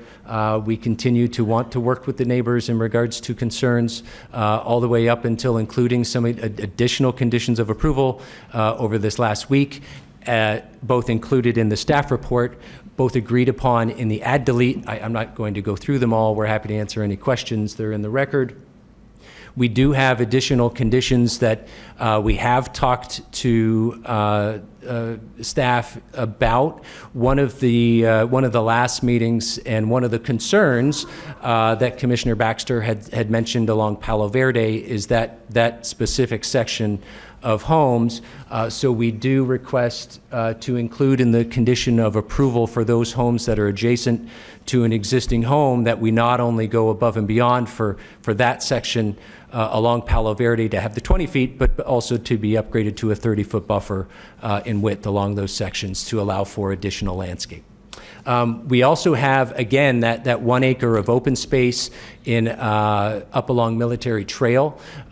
We have agreed to include a condition of approval to allow for the development of a dog park. Up until now, there's been nothing planned for the site, to be honest. It's just been open space. We are in agreement that we would develop that as a dog park to the benefit of both the proposed community as well as the existing Cypress Creek community. Again, staff believes that, has mentioned in the staff report that we do meet the standards for the PUD rezoning. Excuse me, just 1 second again. Yes, ma'am. That way we don't have to go back over these slides. These special conditions that you, I love the condition of the dog park. I know we discussed that when you came into my office. I think that so many people want and appreciate a dog park. I appreciate that too. Secondly, a thing that we discussed was, what are you going to do with the 2.5 acre civic use that has there that you've moved over by the trail? So the 2.5 acre civic site right now is shown on the master plan as public civic, because Yes, that's what's required to be shown as we go through the process. Originally, we actually had asked to buy out of that requirement, which is very typical. Palm Beach County Prem staff has asked for us to dedicate that, which is not anything new. So we've shown that as right now as being dedicated to Palm Beach County. I do know that there has been concerns raised by the community as well as by Cobra and the adjacent community Mirror Lakes across the street in regards to what is going to go within that civic site, what are the traffic impacts. Right now there's traffic concurrency through our approval for that site. As of right now, I don't want to speak for the county, but it doesn't sound like there's any plans imminently for what will go there. But as of right now, it will be dedicated to Palm Beach County. I appreciate that. Thank you, sir. And then the third thing, actually, is you're going to have a child care center within either the recreation center? Yes, yeah. So we talked about that with Toll Brothers, and there is the ability based on, yes, to allow for room within the clubhouse for that, yes. Thank you, sir. Okay. Again, staff does recommend approval. Sorry if I'm repeating myself. Zoning Commission did recommend approval. And again, we have gone through the COBRA process since it is within their boundaries, and they do recommend approval as well, and I believe is here to speak in support of the application. Thank you. It was very thorough. Commissioner Weiss, you're recognized. Thank you, Mayor. So a couple things I want to go over with you, and it may end up needing staff to jump in on it. So who maintains the L23 and Stanley Weaver canals? Lakeport Drainage District, correct, Jeff? Yeah, Lakeport Drainage District, yeah. And so they will continue to be responsible for maintaining those canals? They will, although we will have to upgrade the L23 to standards as part of our site development. So currently the L23 does not meet standards? Portions of it, correct. And so you'll be upgrading that. In regards to the drainage, I've been told that there was a permit or something from South Florida Water Management requiring 65 acres, not of lakes, but doesn't designate how much water they hold. I don't know what that means. My team running up to answer this, but I'm not the civil engineer. Jeff could answer the question on the permit. Go right ahead, He's not sir. running. So identify yourself for the record. Jeff Schnars Engineering. Sir. There was a permit. I'm going to do this off my memory. I think it was December 1976. That included 65 acres of lake. The permit was modified in December of 1983 to include 15 acres of lake within the golf course property. The permit was again modified 1986 for an additional 1.03 acres of lake, for a total of 16.03. So, and do they have a depth requirement to them of how much water they're supposed to hold, or they could be 1 inch or they can be 10 feet? The lakes out there are shallow. The typical. But is there, to your knowledge, do the permit have any specifics on that? Typically, lakes are a minimum of 12 feet deep. The ones out there are not that deep. The proposed lakes will be at least that deep. So it's not about, it's about an area rather than Correct. cubic feet of water or gallons or? Surface storage occurs above the water level. All right, that's okay. I would like you, Mr. Brophy, to go over these conditions because I think they're significant and I think the public needs to hear them, specifically, especially around the conditions as it relates to I know there were questions about soil mitigation and that sort of thing, or I don't know if staff wants to take, is that in part of your staff report to talk about that? Yeah, I could talk about that when we get to Okay. my presentation. I'll let staff, since we're conditioning it, and you're the ones who have to do it. Okay. All right. Thank you. Very good. Okay. If there's no other questions, comments for the applicant, I think we're ready for staff. Yes. Again, good morning. Lisa morning. Merritt, the zoning director. And I am here representing the zoning division. And we also have with us today representatives from the planning division, traffic, engineering, land development, and environmental resources management, which is ERM. So if I say the ERM acronym, it's environmental resources management. Now, as Mr. Brophy went over, this application is before you for 3 requests. One is to do the rezoning. This slide shows the area that's proposed to be rezoned in green with the red dots, and that is surrounded by these Cypress Creek homes.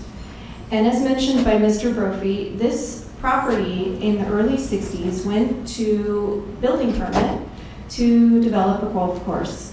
And this graphic shows 1965 of an air photo of what the golf course looked like. Then in 1977, as Mr. Brophy mentioned, the applicant went to the Board of County Commissioners and received 2 different approvals, well, the property owner at the time, completely separate. The one of Resolution 77592 established the special exception for the golf course and a clubhouse and accessory facilities, whereas the other resolution is for RS zoning on the surrounding unrecorded subdivision. Now, the density at the time was established by the land development regulations, and that density was related to the, oops, where did the graphic go? Oh, there we go back. And I don't know why it disappears, but the density it's really established by the zoning district. So the site after that was platted. The golf course was platted in 1978 by condition of approval. It was required as far as that special exception. And this slide shows what the code looked like in the 1970s when the golf course was established. It shows that the density is essentially a fact of the RS zoning district on the surrounding properties by minimum lot size. There wasn't technically a number per acre in the 70s. When you developed, when the county adopted the 1980 plan, and this is shown here, we established the first future land use designations and the first future land use map. This site is shown on the left, zoom in with the yellow box. The north half of the site was low to medium residential density. The south half was medium to medium high residential density. This graphic shows that what those densities were, and the RS zoning, and again, this is for their surrounding Cypress Creek, the density range was at standard zoning 3 units per acre, and that's what this Cypress Creek development is. It's a 3.002 units per acre. Now, if the property had done a PUD at the time, and if it was a single project and not 2, it could have asked for up to 5 units per acre or even up to 8 by TDR. In 1981, this is what the golf course looked like. Some of the homes are coming in the surrounding Cypress Creek. This is 1989, what the property looked like. And then in 1989, the Board of County Commissioners adopted the second comprehensive plan. That's called the 1989 comp plan, and this is what we have today. Now, what staff did as part of this process is on properties throughout the county, the Board of County Commissioners, and I'll go back, the Board of County Commissioners did not like this plan. It had large swaths of density and a variety of densities all over. The board didn't like it. So in 1988, they had a visioning series of meetings, and they decided they wanted a lot more specificity. So staff had the project of going through every inch of developed and undeveloped land in unincorporated county and establishing a number on that. And that number was related to the new series of future land use designations. So you see this site here shows that there's a 5 and a 12 and a UT, which is utilities, transportation. There's another 5 and then there's a 2 right in the center of this area. Now, that future land use designation said that that property, anything that you can see within the boundary of the 2 can request up to 2 units per acre. So it is with the 1989 plan that the comp plan and the future land use map got involved in the assignment of density. So that golf course was assigned a density of 2 units per acre, and the 122 acre golf course can request today 142 dwelling units. This is not a planned unit development. I know there's been a lot of confusion that this was a planned unit development, that density was clustered over. It was not the case because this predates the establishment of LR2. Very good. And I'm going to interrupt you at this time. Commissioner Weiss. Yeah, I think you may have misspoke. You said 142 units? 242. Right. I'm sorry. It's okay. Did I say that? Yes. 242. So what we do to calculate a future land use density, we take the acreage, 122, and we multiply it by 2, and it's 242. Thank you for correcting me. And the request is for 152 today, which is far below that 2 units per acre. And again, on the left here in this graphic, it shows the golf course in 1965. Then on the right, it shows the surrounding properties in 1989 when LR2 was established. And then on the right, I changed to the graphic today. In 2018, the applicant and the surrounding community individually approached the county and asked what is the development potential and what is the approval of this site. This letter issued by John McGillis, the zoning director at the time, stated that these are two different approvals. It is not a planned development, and the property has the right to request an independent planned unit development. And so the applicant did, the prior applicant did, and that proposed PUDs was before this board in 2018 or 2019, and that was denied. But where we are today is with this site plan. They're asking for the proposed plan unit development, and staff is recommending approval because this request meets all of our standards in the ULDC. And we talked about compatibility a little bit with Beach Road. When we look at compatibility, we look at scale, mass, and character, and in this particular, and use, of course. And in this particular instance, there's existing single-family homes that are proposed by this application to have next to them single-family homes. They're the same use and they're a comparable size and dwelling. Now, there has been discussions of the heights of the structures. All of the existing structures that are built, the homes in Cypress Creek, they are allowed to develop up to 35 feet in height. So there are single-family homes with maybe 1 story, and there may be 2 stories. I'm not 100% sure, but we do know, as the applicant presented, that they are requesting 1 and 2 stories, and that is very common in single-family developments. There are no zero lot line like there was proposed in the prior application. And this is the site plan that shows some of the uses that were discussed, and we spent a lot of time with the applicant and and land development talking about soil contamination and drainage. And Olive will speak shortly about the drainage requirements, but before we do that, to mention some of the conditions of approval that we modified. So what we did is we added a series of conditions of approval that was in the add delete, including for the excavation. When this comes through with a more detailed analysis, we're asking for an updated application for the type 2 excavation requirements. We added a series, and on page 4 of the first add delete, there's a series of health department conditions of approval regarding dust and the transportation of soil, and to ensure that the surrounding neighborhood is protected. And these were conditions of approval that were established at the fountains, and we built them in this request in the add delete. We also have conditions of approval about silt fencing around the perimeter, and we also added to use limitations prohibiting clearing or earthwork operations on Saturday, Sunday, and holidays, limiting construction traffic, prohibiting construction traffic from Palo Verde. And also, there's 2 added conditions of approval that throughout the development and through the final certificate of occupancy, that the applicant provide quarterly updates on the soil remediation to the zoning division and the Cypress Creek Property Owners Association. And throughout the development of the project, through the last certificate of occupancy, the applicant shall host 2 meetings on the status of that soil remediation.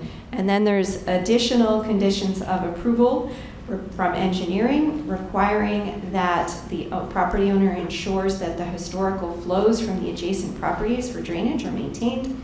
And then we have those additional protections. There are 12 or 13 conditions of approval that Environmental Resources Management has added to this for extensive protections about the soil cleanup that would be involved in this site, both at the local and at the state level. And then I would like to turn over to Olive Bailey. Good morning. Good morning, Commissioners. Olive Bailey, Assistant Land Development Director. So what I put together for you this morning are 2 slides. What I wanted to clarify is our review process as far as engineering is concerned. So if this application is approved, the applicant and the engineer of record are required to submit to us prior to the approval of the final subdivision plan, a historical drainage study.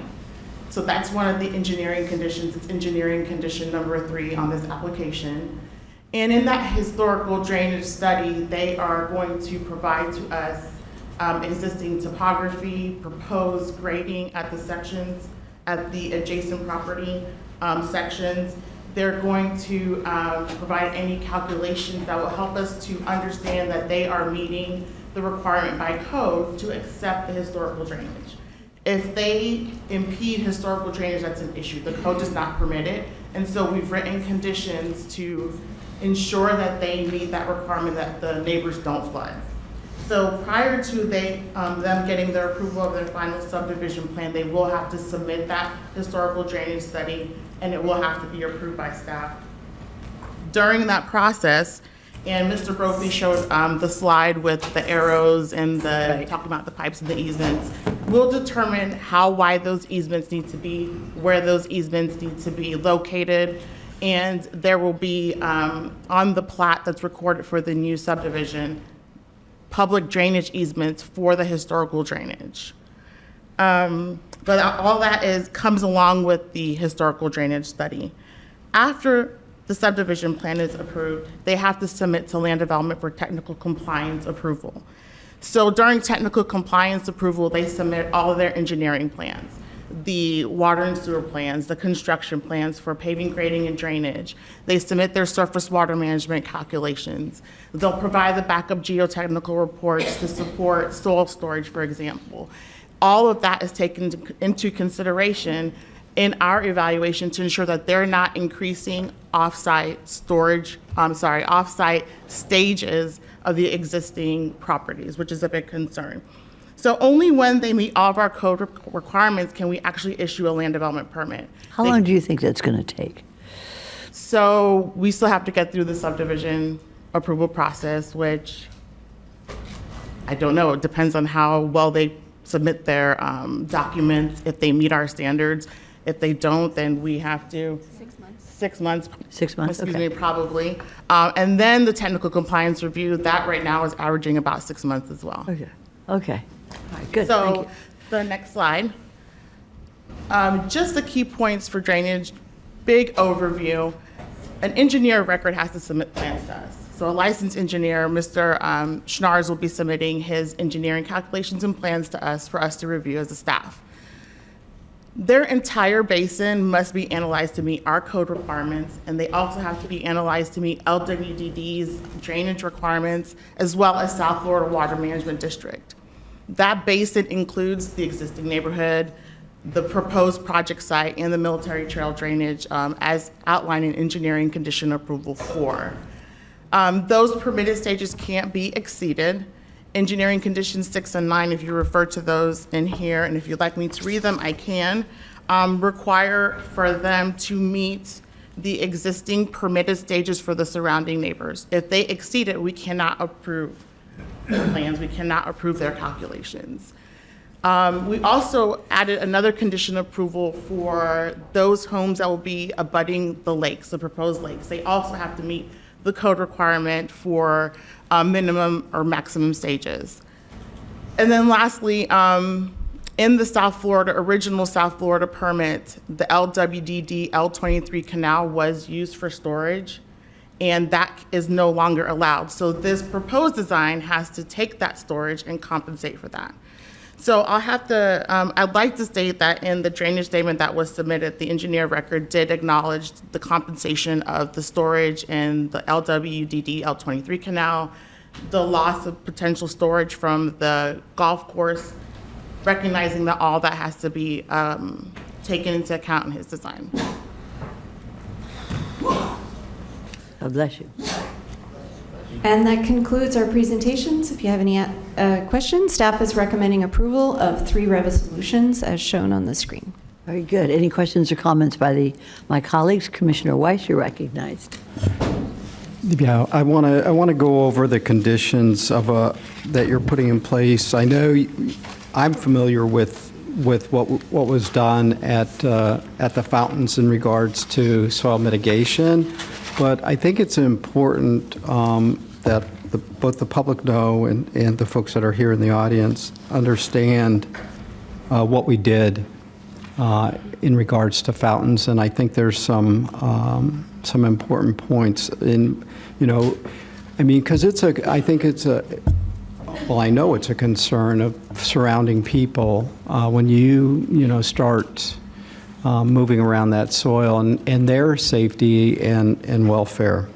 And so I think it's important to understand what all you all are requiring on this development. So can you just, and I don't need you to go into minute detail, but I think it's important to go over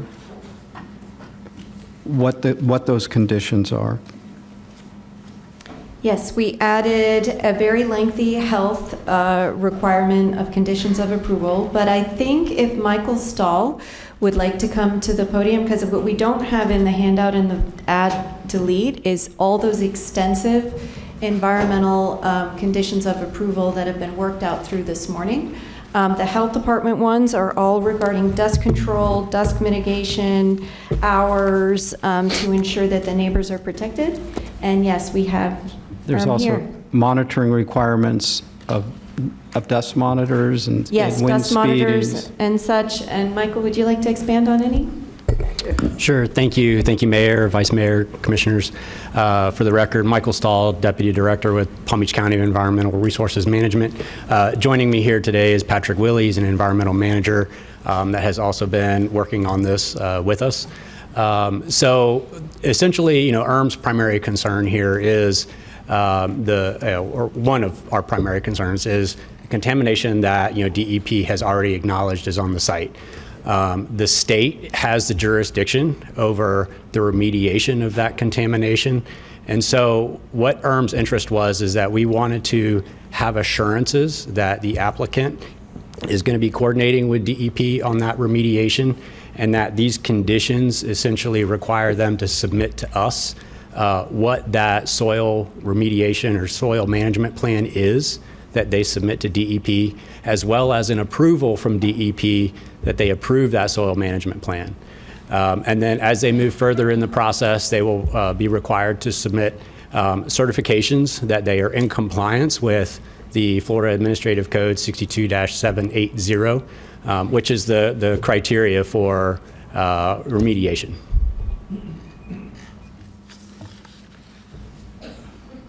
So, and I know you have a list, there's a list of requirements from the health department. There was, and my recollection is correct. We had at the time for fountains, because I know there were times when we were contacted, my office was contacted, concerns about whether they were in compliance, and we had building department shut down the site until we could verify that it was meeting those requirements. Is that also a condition? And if it's not, why isn't it in there? We have all of the health department conditions of approval that were developed for fountains are added to this project. And to ensure that the dust is monitored and that there is no excessive dust or hindering or having any negative impacts on the surrounding residents. The page 4 of the add delete, items 1 with the steps to minimize the dust, A through L, have all of the conditions of approval carried forward. And as far as a monitor, I believe we added a monitor. Mr. Brophy, was there, can't read quick enough to find that monitor in here. Unless Wendy can I find saw it yesterday in there somewhere. There's a Condition condition. 1A on page 4 talks about prior to the issuance of the first building permit, the applicant's supposed to install on-site dust Real-time and wind monitoring. speed. That one? Real time? Sounds like Bill Yeah. Mayer here. on-site dust and wind speed monitors around the site perimeter with real-time monitoring to minimize off-site dust migration and other dust emissions from horizontal land development activities at the site consistent with best management practices. What about for, when they're performing construction, you have vehicles traversing the site and so forth, and what provisions are there in there for that? We have condition D, 1D, still on that page 4 of the add delete, that talks about the dump trucks transporting the soil off-site. We have condition E that talks about their low speed travel so that it can control the dust of the off-site migration. There is a condition F about the halting of the construction when the wind speeds are greater than 30 miles an hour. And let me see, I think there was some condition I talks about the construction entrances and exits for tracking of the dust off site onto public roads. There's condition J also talking about how the transported materials will be swept from the roadways. And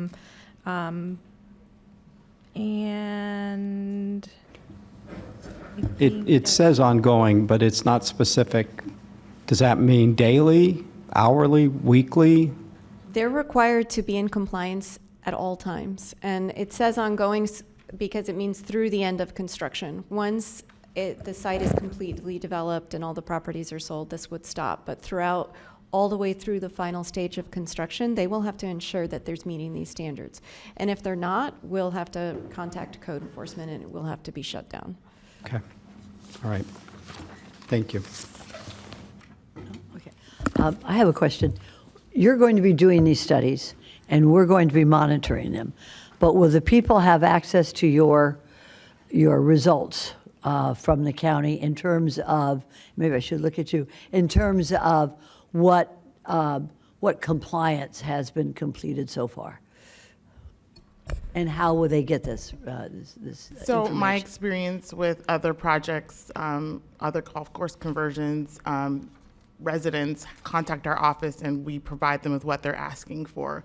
So that's what we have done in the past as far as engineering the drainage concerns. So How about in our website, the county website? Can we post any of these? Somebody wants to click on this particular project to see what is going on with it rather than telephone calls to your office? For the soil remediation, Right. 2 conditions are required for the applicant to provide quarterly updates on the status of the soil remediation to the zoning division and to the Cypress Creek POA. And of course, we can ask for them to keep us up to date on any drainage improvements, but we will have that as well. So we can definitely work more with making that information that we received and the Cypress Creek POA receives transparent for the public. That'd be very good. I appreciate that very much. Thank you. I think you're done. Standing there, smiling. Would you like to say something? Sure. I just want to add, Scott Backman on behalf of Toll Brothers. My environmental attorney just shared with me that in addition to all of these conditions, the FDP website, as soon as we file it, as soon as it becomes public record, it is actually available on the website. I'm sure that the county will get some phone calls because people may not necessarily know where to go for the information, but it is available there as well. It will be available on the county website. Excellent. Thank you. Thank you for bringing that up. Appreciate it. Okay, I think staff, you were proceeding, and go right in and continue. We're all done. You're all done. Excellent. Any questions or comments to the staff at this time on this issue? Very good. Now, we have a couple of cards, a large number of cards, and I appreciate you all coming and staying this late. We are going to give everybody time to speak your opinion. So with that, I'm going to ask Commissioner Weiss to read 6 names, 3 on one side and 3 on the other. And just to facilitate things, if you could just, you can stand in the aisle, that would be fine. If you have heard your opinion already spoken by someone else, we love to hear you say that. Or if you want to wave in support of your neighbors or of the applicant, we also appreciate that as well. We're going to proceed with this, and we're going to start right now. Go right ahead. 47. Commissioner Weiss, go ahead and read the cards. Aaron Halliburton, Kurt Nelson, Come on up, folks. Christine Frenoy, Julie Nicholas, Jim Nicholas, and Cameron Hoffman. Okay, if you do not come up when your name is called, your card will be put on the another pile for another day, but certainly not today. Sir, come on up. You're recognized. State your name.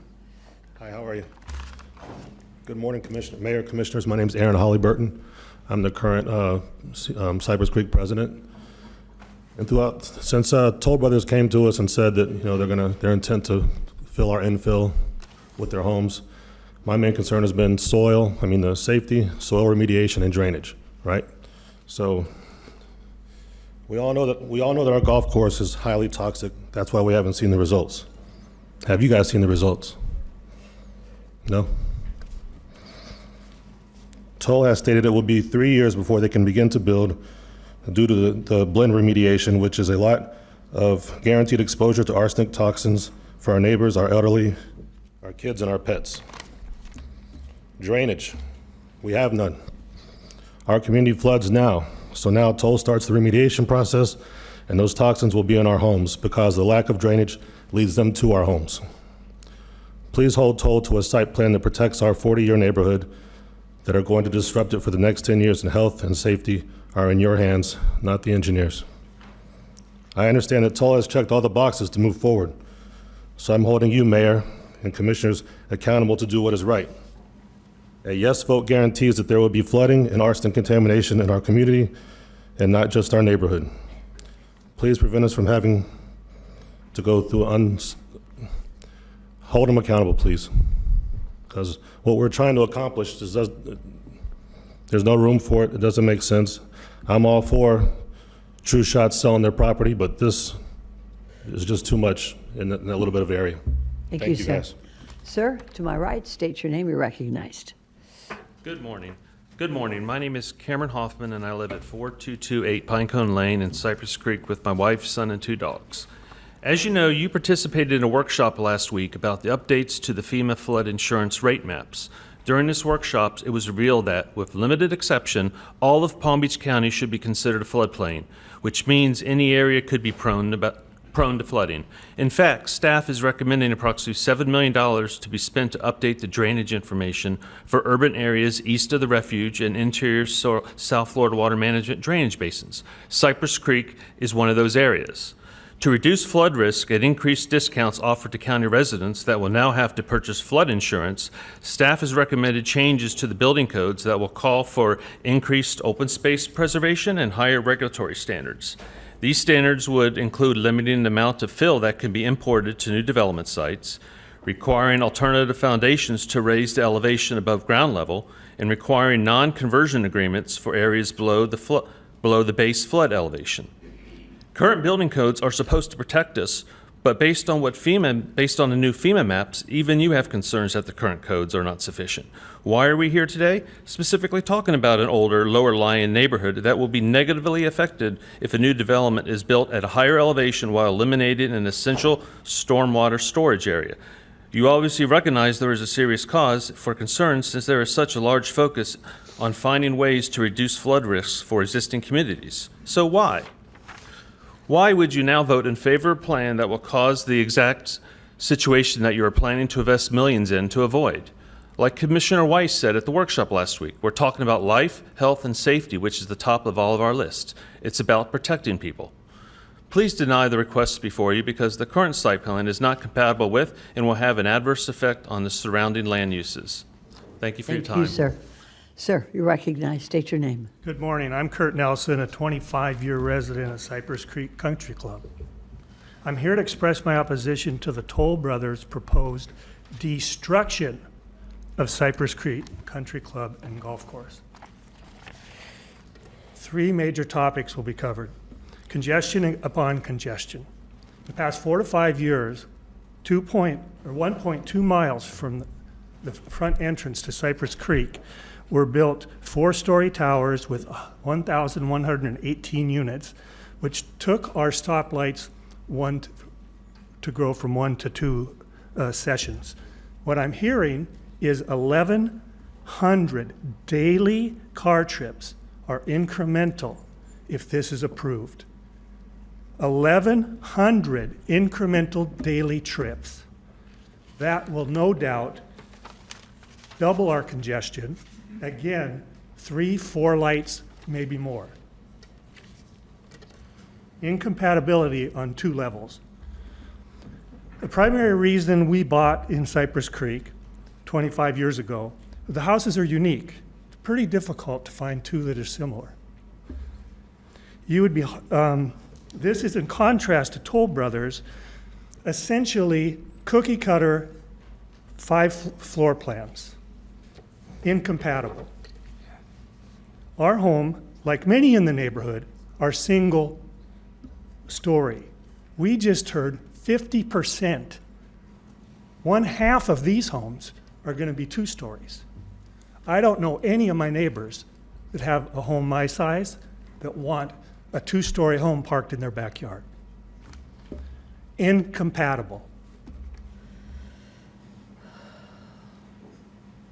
Incompatible definition, non-consistent or able to coexist with another. Cypress Creek Golf Course reference. This kind of ties everything together. It's important to note in the formative years of this community, this wonderful golf community, the head of Palm Beach Planning and Zoning at that time, in an official planning and zoning meeting, Mr. Ray Liberti stated, Cypress Creek will remain a golf course community. How long? Into perpetuity. Many boards and individuals often like to make their own definition of that word. It's not right to do that. Perpetuity, the state or quality of lasting forever. We've covered a lot. Let's review. Congestion on congestion. 1,100 incremental daily trips on top of 1,118 units. That's alarming. Thank you very much, sir. Incompatibles, Sir, incompatible, sir, perpetuities, thank you very much. perpetuity. I Thank appreciate you. it. Thank you, sir. Go ahead. You're recognized. Hello, my name is Jim Nicholas. I live with my wife, daughter, and granddaughter at 4275 Fox Trace. And I'm opposed to rezoning the golf course until the application is based on an allowable 117 homes versus the 152 that you heard today. Even my 3-year-old granddaughter knows it's bad to double dip. You don't take a bite of a chip and then put it back in the dip. And that's what I'm here to talk about today. Our neighbors have shown county staff, commissioners, and Toll Brothers zoning meeting minutes from nearly 50 years ago documenting that the allowable density was transferred from the Weaver-owned golf course to the Weaver-owned Cypress Creek neighborhood. These minutes, referring to Cypress Creek as a PUD as far back as 1977, said, and I quote, "The densities that would have been allowed on the golf course may be added to the development," end quote. The meetings referred to those 2 properties as integrated entities. It is how Weaver Development was able to put 437 home sites on just 154 acres. Density from the 123-acre golf course that Toll Brothers now wants to build on was shifted to Cypress Creek. And while the term LR2 was not used at that time, Cypress Creek was later zoned LR2 by your predecessors, even though 437 homes on Cypress Creek's 154 acres adds up to a higher density. Someone at the time knew that that density transfer happened. Otherwise, why would we be LR2 today? So despite what Mr. Brophy showed you today as history, it was missing a very key point on his slide, which was dated the same day that his slide showed that there were 2 separate entities, was that this density was transferred on May 26, 1977. And if you were able to do the math, and we had sent out one of these things that kind of showed available density, once you take that all into effect, there's only 117 available homes. It's never convenient to do what's right, especially when there are millions of dollars on the line and the threat of a lawsuit from Toll Brothers should this not go through. That fear does not make it okay to ignore the history of the property. Please require Toll Brothers to lower the density prior to approving. Thank you. Thank you, sir. Ma'am, you're recognized. I think you call, excuse me, I think you call my name Chris Francois. Mm-hmm. I just want to be brief. I've lived at 4768 Nolina Lane for about 6 years now. It's a great community.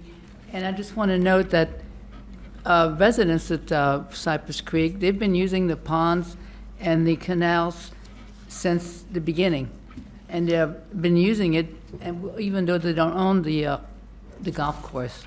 So, and our board is 100% against negotiation.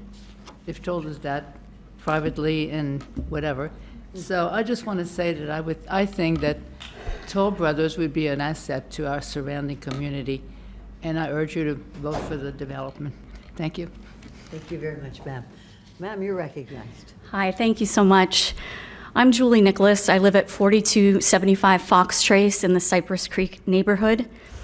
I can't tell you the number of times in recent weeks that I've heard someone say to me, trust the experts, when I've shared my concerns about the dangerous toxins in the soil or seemingly inadequate flooding and drainage planning.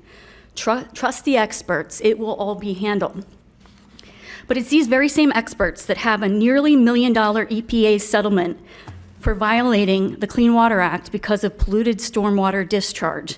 The experts had violations at 370 different construction sites across 23 states per the EPA. Let that sink in. Toll Brothers had 370 different construction sites that were flagged with violations. Okay, so that was over a decade ago. Surely they won't repeat their mistakes, right? Not so fast. I spent hours talking to neighbors surrounding the former Apple Ridge Golf Course in New Jersey, a Toll Brothers golf course conversion that took place 6 years after the EPA settlement. These neighbors tell me that Toll Brothers reportedly violated its own engineering plan, clear-cutting the land, meaning wiping out trees, all at one time versus removing and remediating the arsenic-laden soil slowly, 1 acre at a time. Because of that change in approach, when it rained, that soil ran off the golf course, down local streets, and into area rivers, as captured in publicly available video. Because the neighbors couldn't get any help from the experts, they used their own money to do water testing on the properties and in the local rivers, finding high levels of arsenic downstream of Toll Brothers' site. According to published reports, it's only when neighbors were able to capture the disturbing runoff video did the local municipality order a stop work order requiring Toll Brothers to remedy the sediment discharge prior to proceeding. The experts haven't gotten it right before. Why should we trust the health and safety of our families or trust that our lower-lying homes will be protected from flooding in this project? We contend that this property is the most complicated golf course conversion they've ever done. Commissioners, please don't let Toll Brothers experiment with our lives. If you approve, please require independent environmental oversight and ask, as a condition of your approval, and ask the applicant to pay for our independent drainage expert, which we are currently paying from our own dime. Thank you so much. I appreciate it. Thank you, ma'am. Ma'am, you're recognized. Come on up, state your name. I didn't call her. Oh, you haven't Heather, called yes, her? my name is Hold on just Terry. 1 second. Oops. Go ahead. Mr. White, did you call her? I don't believe so. Oh, I've give gone us through your name six, and we'll so find them. I'm going to go. Terry Townsend Knuth. Pardon me? Terry Townsend Knuth. Got it. Go right ahead, ma'am. 4251 Fox Trace, like many of my neighbors here. I'm going to repeat a lot of what you've heard, but I feel like it deserves repeating. 8 days ago, I was walking my dogs. I saw boring going on by the company doing soil samples 8 days ago. Since then, they also put some pipes into these holes. They're just testing some of this soil. There's no way we could have an accurate reading from 8 days ago. If we do, then I apologize if I'm wrong. I don't see how you can have everything because the toxins that they need to look for, it's got to take more than 8 days. We worry about if they do till up and remove, I believe they said 10%. What is going to happen to our air quality when they're tilling this land up, when they're digging it up? What is going to happen to the water, the runoff? We have dogs, children, adults, young and old. What are we going to be breathing? What are we going to be surrounded by? Also, military is already congested. We're in gridlock. Everybody's got road rage. Even Toll Brothers' very own traffic study admits that Military Trail between Boynton Beach and Old Boynton will be backlogged without project traffic at the proposed project build out. The traffic from the proposed new development will spill out from a single entrance onto Military Trail. There will be an estimated 1,500 to 20 net daily trips based on data that's 2 years old. As you know, Palm Beach County has also proposed a government office building on the adjacent Civic Pod, which could generate an additional 621 daily trips in and out of Military Trail. Toll Brothers has been interested in connecting the Civic Pod to Cypress Creek Palo Verde Drive, our privately owned and maintained road. This is a major concern for Cypress Creek residents, as it will be more dangerous and difficult to enter and exit the community from the Palo Verde gate. The applicant has claimed that in 1960 era easement gives them this access. We have a different interpretation of the easement and do not agree with they have the right to use of our roads like they claim. This will also impact the access for the dog park. Interestingly, when a historic document benefits the developer, they're the first to embrace it. But when our historical documents support lower density and drainage concerns, as examples, then the historical documents don't seem to count. Why is that? If you don't deny this flawed project, please at least consider allowing Toll Brothers to buy out of its Civic Pod requirement to prevent the traffic nightmare. Also, please ask the applicant to seek access options that do not involve Cypress Creek's private roads. Thank you so much. Thank That's you for exactly letting me 3 speak. minutes. Okay, as you hear your name, come on up. Go right ahead, Commissioner Weiss. Kenneth Haney, Nancy Willie, Kenneth, come on up. Rainier Meseritz, Marianne Meseritz, Judy Thomas, and Linda Diane Bushman. Very good. Be careful on your way up. Ma'am, you're recognized. State your name. Good morning. I'm Nancy Willie, and W-I-L-L-E, and I live at 4788 Nolina Lane. I've lived in Cypress Creek for over 40 years. First, believe it or not, as an owner-builder on the east side, and for the last 26 years on Nolina. My neighbors have always been like family, and as you can see, the community divide is heartbreaking. The golf course is private property, and unfortunately, only 10 residents were members before it closed. To clarify, we're zoned RS, like the staff also stated, with the green space being our individual yards. Despite our HOA fees of $350 a quarter, we have no amenities, and according to our documents, we're not a gated community. Each lot owner, however, does own up to the middle of our private roads, which are in disrepair, a concern voiced by many members. It's important to note that Toll will not have access to our private roads, nor will we have access to theirs. So Cypress Creek surrounded by diversity, single-family homes, not gated, townhouses, villas, mobile home parks where my parents lived, and across from Palo Verde are 2-story homes, Artesia. So with that, and with the staff, when she stated really clearly what compatibility means, in my opinion, Toll Brothers is compatible, and also a duplex would be compatible. So back to Military Trail and Mirror Lakes, they approved the project during the COBRA meeting, but they opposed the county civic pod, which we also opposed due to traffic. So please vote in favor of the staff's recommendation for the Toll's rezoning application, including the civic pod buyout. Thank you very much. Thank you very much, ma'am. Sir, you're recognized. Good morning. My name is Rainier Meseritz. I live on 4855 Lucila Road. And I've listened to a lot of the arguments over the past 2 years that you've heard today, why people are against the project. I understand and sympathize with a lot of those arguments. However, I also look at things a little bit differently. I'm not as complicated as some of the people seem to be. My motto is KISS, keep it simple. I think there are only 3 alternatives to this project, or to the what they call golf course, which is currently more of a wasteland. The first alternative is to leave it as it is.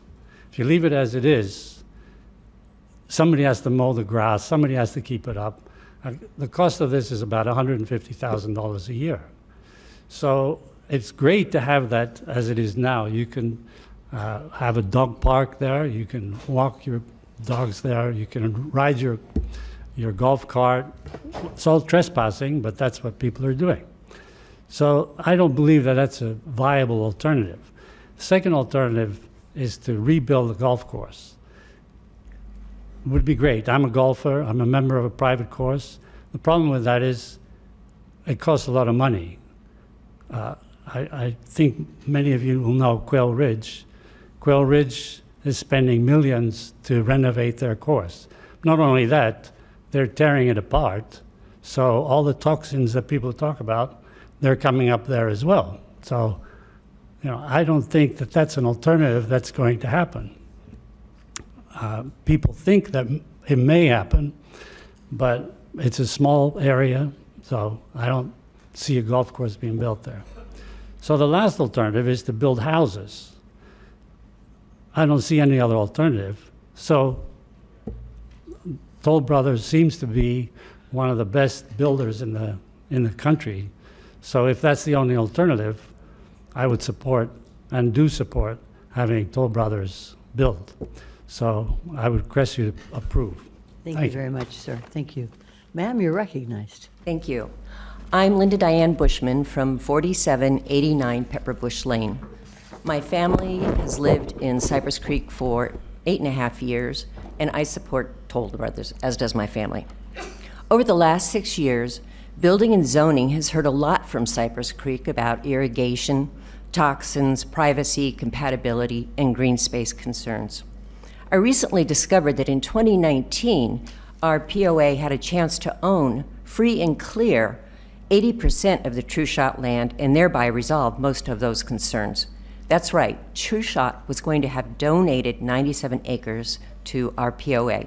There were conditions, of course. For instance, we could only use those 97 acres for a private park or for a golf course. And on the remaining 25 True Shot acres, we'd have to support a massively reworked site plan for luxury townhomes fronting and accessible only from Military Trail, leaving green space or lake views for our golf course homes. The donation even included an existing irrigation system and payment of year-one land maintenance, so we had time to figure out how to use and maintain that new green space for ourselves. When board representation rejected the new proposal without community input, the developer and True Shot mailed a letter to POA members outlining the proposal and inviting all to a town hall. I don't recall receiving the letter, but I understand that the action item from that meeting was for Cypress Creek to request and schedule an exploratory meeting by a certain date. No follow-up meeting was ever requested, and the opportunity slipped away.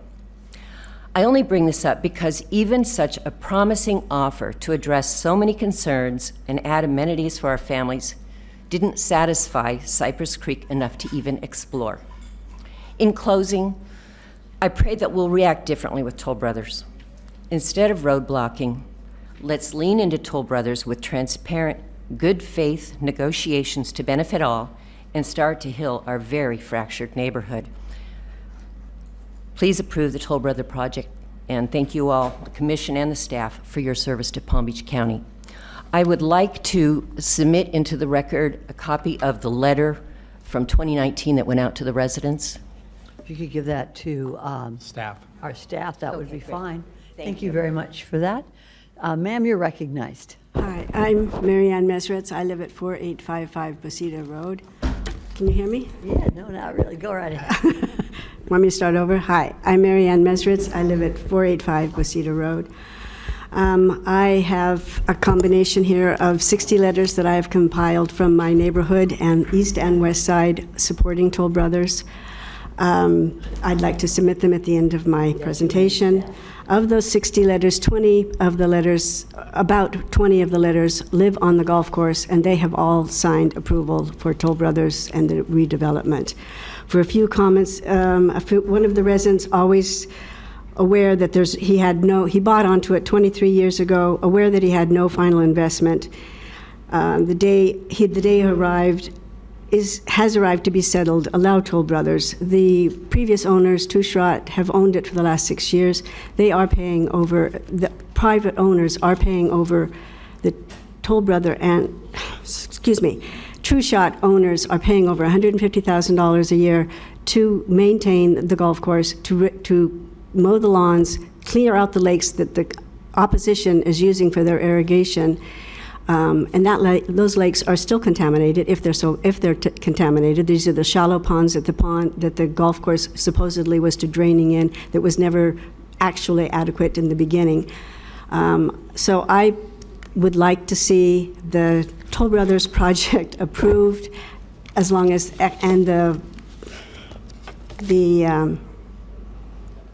as long as they follow all the recommendations of the board, the health for you understand what I mean. I understand what you're talking about. Very good. Thank you, ma'am. Ma'am, come on up to the podium, state your name, you're recognized. Thank you. My name is Judy Thomas, and I live with my husband at 4712 Cypress Drive South. We've lived in Cypress Creek community since February 2018. We've also known that the golf course was private property. We never have paid any fees to maintain the golf course, and we do not own any part of it we do not own the property where the golf course sits. Shortly after we moved in, the golf course closed. At that time, the owners of the golf course were trying to sell to another developer. Board directors at that time did everything in their power to obstruct the sale. The bottom line was, had this developer been able to acquire the land, the community would have received between $500,000 and $1 million that could have been in our HOA treasury. Fast forward to 2024. When Toll Brothers became interested in developing the land, our HOA board, the same ones who obstructed the previous sale, have fought tooth and nail trying to sabotage the sale of the property to Toll Brothers. All of our neighbors that we talk with accept the fact that this land will be sold and developed. The same neighbors realize that it behooves the community to have high-end developers such as Toll Brothers build the homes. My husband and I realize that the property will not be a golf course. We think Toll Brothers is a good developer who builds beautiful homes. We believe Toll Brothers will follow the county and state requirements for drainage and toxins. We believe these homes will not only raise the value of the homes in the Cypress Creek community, and believe Toll Brothers has offered a better proposal than any other residential development proposals. Please approve this project so our community can move forward and the board can spend time taking care of our physical community and not spend any more time or money following development of a piece of property that we do not own.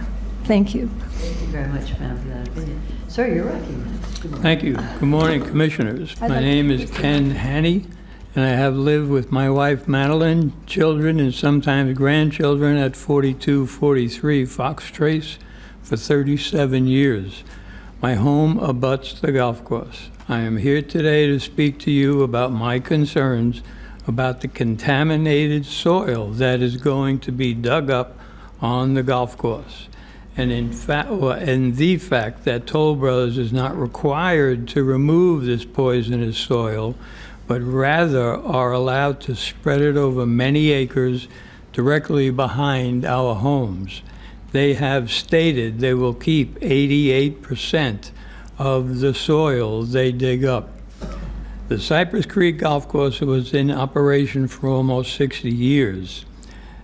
So that's 60 years worth of pesticides, fungicides, herbicides, fertilizers in the ground. Before that, it was a dairy farm where cattle dipping in 3,000-gallon baths of a 20% arsenic solution was required by the federal government to kill insects. And those baths had to be emptied and cleaned every 14 days. Because dipping became so costly, they began spraying the cattle with DDT and toxaphene. Has Toll Brothers found one of these cattle bathing sites, and is that why they won't release the results of their soil sampling? This golf course property is unique because it has a history of repeated contamination by chemicals that were removed from the market decades ago due to their toxicity. Some of the soil samples that Pulte took 6 years ago showed that there were 14 times what was considered remediatable soil in that golf course. I would like to suggest to you that this land should never be redeveloped. The extreme concentrations of poisons, their breakdown products, and the persistent legacy chemicals that remain in the ground, arsenic, DDT, and toxaphene, to name just a few, are too big a risk for us to keep talking or taking with our health and the health of our environment. When do we say enough is enough? Thank you very much, sir. Thank you. Commissioner Bernard, you're recognized. Thank you very much, Madam Mayor. Just a question for staff. This is new to me in regards to this. I guess Cypress Creek was a farm before. Do we know, or?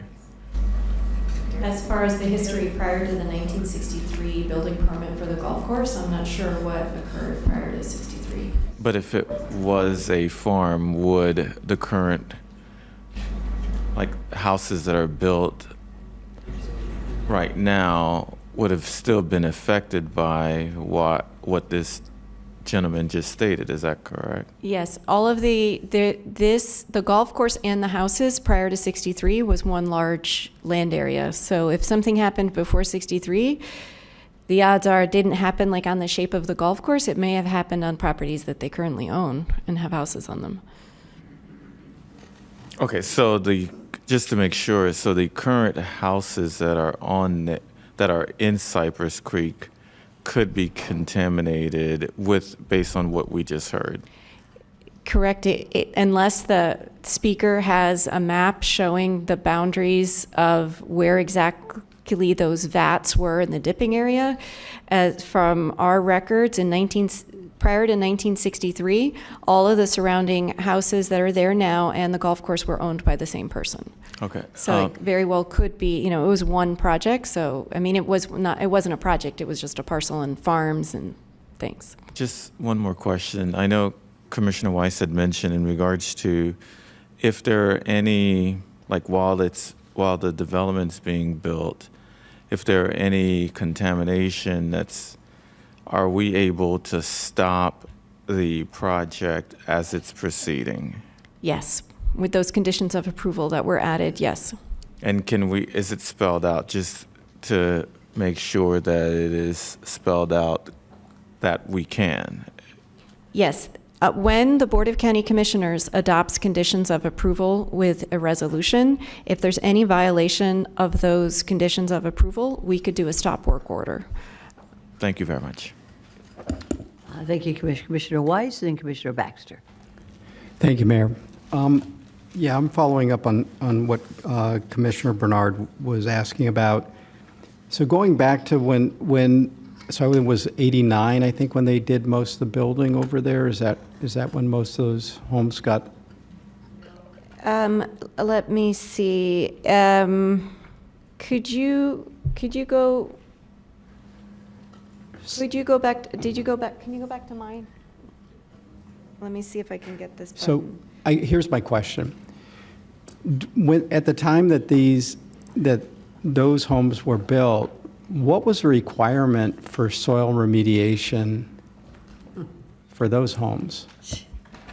Because I would my look- because my understanding is today, anywhere you allow building, that's, so unless you cap it off with cement or something, the soil has to be remediated. And then if you're putting residential, it also has to be remediated regardless that it's underneath the house. Yeah, perhaps can speak on any past or land development on past soil mediation requirements, but I know that from the subdivision requirements that the county didn't exist when this got the building permit in 1965 for that golf course. And then as houses were built in the 70s and into the future, this is a picture from 1981. I mean, it wouldn't have been reviewed the way that it's under the scrutiny now. And I don't know if Michael knows about the 1960s, any kind of analysis for construction? And unfortunately, I don't have an answer for that, Commissioner. We can research it and get back to you. But It's as I had mentioned only before, germane to this discussion, so that I appreciate it. It falls under the jurisdiction of the state, who oversees it. So we can take a look at it and get back to you with that information if you'd like. Considering there was no zoning in 1965 and no future land use designation, and the way that a property owner, this was originally an unrecorded subdivision.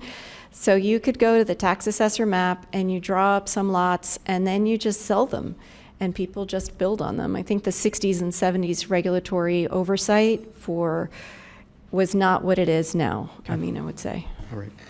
May I suggest something? I'm going to call on you in a minute, Commissioner Baxter. We're going to survey this land as part of this proposal, especially that on the golf course, which appears, we already know, has contaminants. Can we also review, or survey, examine, inspect the land that is presently used by the homeowners of Cypress Creek? I don't think we could do that because it's private property. It's private property. Yeah. Has it been, do we have the owner of that private property here?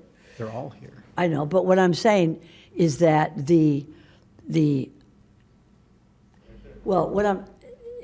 we know if or not the soil that Cypress Creek is built on is contaminated? We don't. Okay, all right. And is that a state issue that would be? Can we, if the HOA president of HOA of Cypress Creek would want us to do that, then let's give him or her the connection with the state of Florida to review and examine the soil upon which these folks have been living for so many years. And I think that may answer, if it's not a county thing, that may answer the issue of whether or not there's contaminants under the soil, in the soil of Cypress Creek. Okay? Okay, thank you. All right, Commissioner Baxter. Thank you, Mayor. It's for staff. Thanks for coming on. What if we find that the soil these homes were built on is contaminated? How does that impact the overall project? It is contaminated. Individually constructed houses, like shown on the right of this graphic here, if they have existing contamination, that's on an individual basis on how they might want to address each individual property owner. There was a lot of agriculture. There still is a lot of agriculture. Agriculture is great. We have about 450,000 acres of agriculture in our county, mostly in your district, and a lot in your district in the Ag Reserve. And a lot of land, as you could see in these graphics, was built on agricultural lands. And a lot of the land in unincorporated county was built in the 60s, 70s, and 80s when there weren't the scientific analysis that is there now for the soils. So these houses that were built from the mid-60s, mostly in the 70s and 80s that were there, I don't know that there was any analysis on if they were contaminated before they were built. Or what would happen now if they discovered that they had contaminated yards.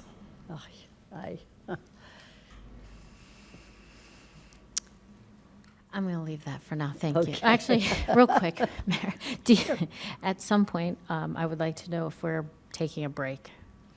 Okay, well, it is 12:09, and approximately how many cards do we have left, Commissioner Weiss? I think we've probably got about 30. 30 cards, all right. Unless people will speak for a minute, I don't think that's going to happen.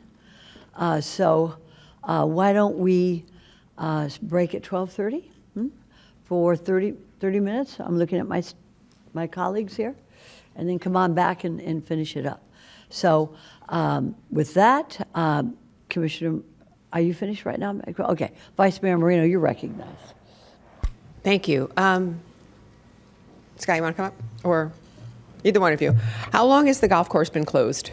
I know it's 7 or 8 years. I don't have the exact time frame. And We closed in 2016. be quiet, please. Lindsay. Yeah, sorry, it's 6 years. Sorry, I thought it was 2016. It was All right. And in that 6 years, what has been done to the golf course? In the what sense respect? of, as it, It's been mowed, it's been maintained. The prior developer, not Toll Brothers, did a fair amount of testing that was submitted. That's of record. We acknowledge that there's contamination out there that does need to be remediated. We have an entire environmental team here today, if necessary. We have been on site. You're done. No, I'm kidding. We have obviously been on site. We have done some testing. We have been in touch with FDEP. We've been speaking with as well, as recently as I believe a week or two ago, through proper notices that are required by Toll Brothers consultants advising FDEP. They were on site doing some additional testing. So in the last 6 years, basically the only maintenance done on that has been mowing and whatever minimal, just to keep it so it's not a nuisance. By the owners or the proposed developers, there have been two. As I think you've heard, obviously, I think some residents are certainly, I don't know what residents are doing on the golf course, if they are. Okay, thank you very much. Thank you. Okay, if there's no other questions by the colleagues, go right ahead. Commissioner Weiss, let's get 6 folks up here, and I encourage you all to speak as quickly as you can. Okay, go right ahead, sir. Benjamin Bailey, Robert Smarr, David Dorsett, Kathleen Rhodes, Gordon Diertley, I'm sorry, I can't read that writing, and then Amanda Maxwell. Sir, you're recognized. Thank you. I'm Benjamin Bailey. First, I want to thank the mayor, vice mayor, and commissioners for taking the time out of your busy days to meet with us in the past few weeks to express our overwhelming support of the Toll Brothers project. I'll make it a little bit quicker. You may hear from others that there's an overwhelming or vast majority of the community that's against the project, but that's not the case. The board had a survey done of all the neighbors. There's 424 homes, 400 are members, which I am one, and then there's 24 non-members of the association. Only about 190 people submitted surveys, so they don't even have a majority of the neighborhood that submitted a survey, and only about 45 of the 190 were adamantly opposed, and actually 84 of the responses were supportive of the project. The people in the middle, to me, is irrelevant because they said that they were opposed to the project, but they wanted the board to negotiate with Toll Brothers, which in order to negotiate and receive concessions, I would assume that they would have to support the project. And just one other topic, which is a little bit different than the survey, but there's one-story homes that they're complaining about, that there'll be two-story homes behind them.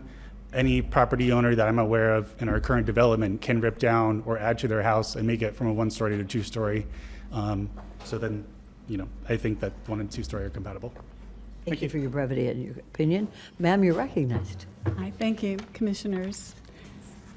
My name is Kathleen Rhodes. I live at 9671 Allo Road, and I have been asked to read this for Sylvia Winkles, who for years she had a trip planned. So she's in England right now on a cruise, and so here we are. Lucky her. Anyway, so I'm reading this for Sylvia Winkles. She says, I wanted to shed light on the troubling situation our community has faced for the past 18 months. The lack of genuine negotiations and the overwhelming influence of certain individuals on the board have brought us to a standstill. Our board's focus has been on drainage and toxins, areas outside the board's expertise. They often undermine your staff, speaking and treating these trained professionals as if they know better.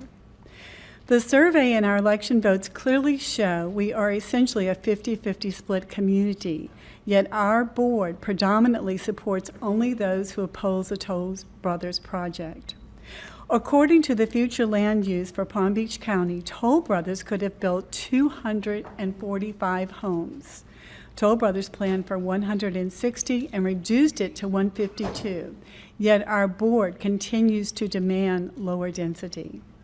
Our residents' top priority is the construction of a wall along Lawrence Wall. For over a year, this request has been ignored by our board. These actions are detrimental to our community, and personal motives should not come at the expense of all residents. It is time for our board of directors to acknowledge that effective negotiations are essential for our community's well-being. Boards are meant to serve our best interests, not be driven by personal agenda. Please approve the Toll Brothers project. And I have a little bit left for me, so if that's okay, I'll indulge me a little bit. So I know that after the lawsuit, True Shots did talk to close to 20 investors to develop that property. And they decided on Toll Brothers because of the compatibility, and it is very compatible. And I heard somebody say that no two homes are alike. I've been in my house and not somebody else's house 6 or 8 times, so I know that's not true. So, and we just feel that Toll Brothers is compatible. I and many others agree we couldn't do better than to build these luxury homes. So we're here in support of Toll Brothers, and I'd like everybody who is in support of Toll Brothers to please raise your hand so they can It's okay, ma'am. I appreciate it. Thank you. Thank you, and we ask you to please consider that. Thank you very much. Ma'am, you're recognized. Thank you. My name is Amanda Maxwell. I live at 4017 Aloe Path in Cypress Creek. What's changed since the last time the county commissioners denied the proposed infill redevelopment project in the heart of our neighborhood? First of all, traffic and congestion is so much worse. The Boynton Mall is more than likely to be converted to additional housing. The golf course still floods when it rains heavily. My cul-de-sac is nothing but a lake itself. Dead-end roads are still an acceptable replacement for cul-de-sacs. The number of houses proposed are basically the same as the previously denied project. So also, I wanted to talk a little bit about something else that has been mentioned several times about our board being unwilling to communicate. And in the past 6 years that this has been going on, we have had several votes for new board members every single year. And some of the people that are here today were not elected. It's our whole community that votes, that elects our board. And our board is doing what the community has asked them to do. I appreciate the time. Thank you very much, ma'am. Sir, you're recognized. Good morning. I'm David Dorsett. I live at 4745 Palo Verde. As far as development on this golf course, at this moment, Toll Brothers is probably the best offer that we've seen. And do I stand for it? At this time, yes. I wouldn't mind seeing it. Toll Brothers has talked to our board.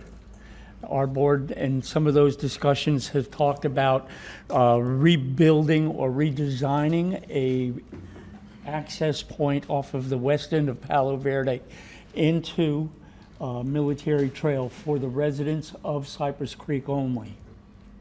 Currently, there's a non-working gate there. hasn't been working for a few weeks. But there is a gate. Toll Brothers proposed putting a roundabout in there that would give access point to the civic pod. Apparently your property management was asking for 3 access points. That would give them 1 off of that small roundabout that they were talking about off of Palo Verde. The other would also provide access into the Cypress Creek community for residents only. It was not a public gate. And then there would be a third leg off of it that would be for emergency access only into the new Toll Brothers development. In the event that their main gate was apparently not working for some reason, they could get police, fire, EMS services, and there was also a utilities lift station in that entryway that they would be able to service through that emergency section only. Other than that, the soil mitigation, the drainage, I understand how this works. I've worked in county government with Broward County for 30 years. Nobody's going to get it perfect. Toll Brothers isn't going to get it perfect. Palm Beach County's not going to get it perfect, but we're going to push both entities to get it as perfect as you can.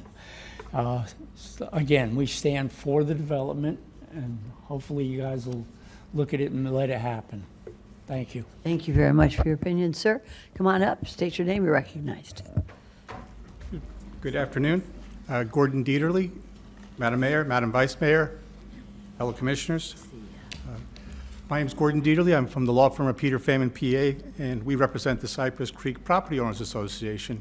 I am standing in for Mr. Feynman today, who had out-of-town commitments and could not appear. I am authorized to provide the commissioners with his written statement in opposition to the application made by Toll Brothers. The Cypress Creek Property Owners Association, on behalf of a majority of the residents of that development, are strongly opposed to the plan before you today, and we request that it be denied.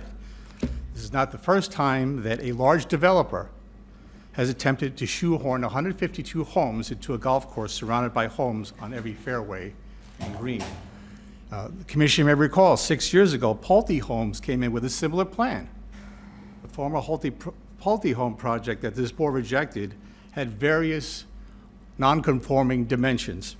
About 160 of the Pulte homes, many of them two-story boxes, were running right through a golf course community, built in the 1970s and 80s with 1/3 acre lots. And each home designed and built by a different architect, a different contractor. As you know, Cypress Creek is a PUD community, and the golf course is its green space. Lack of compatibility was the main concern then, and it is still the overriding concern today. Lisa.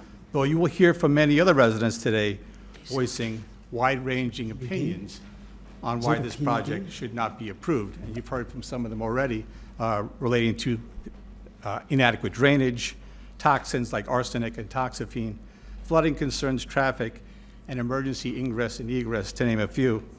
While some modifications to the Pulte plan that this board rejected in 2018 have been made, the same lack of compatibility exists in the current proposed project, which should require its rejection.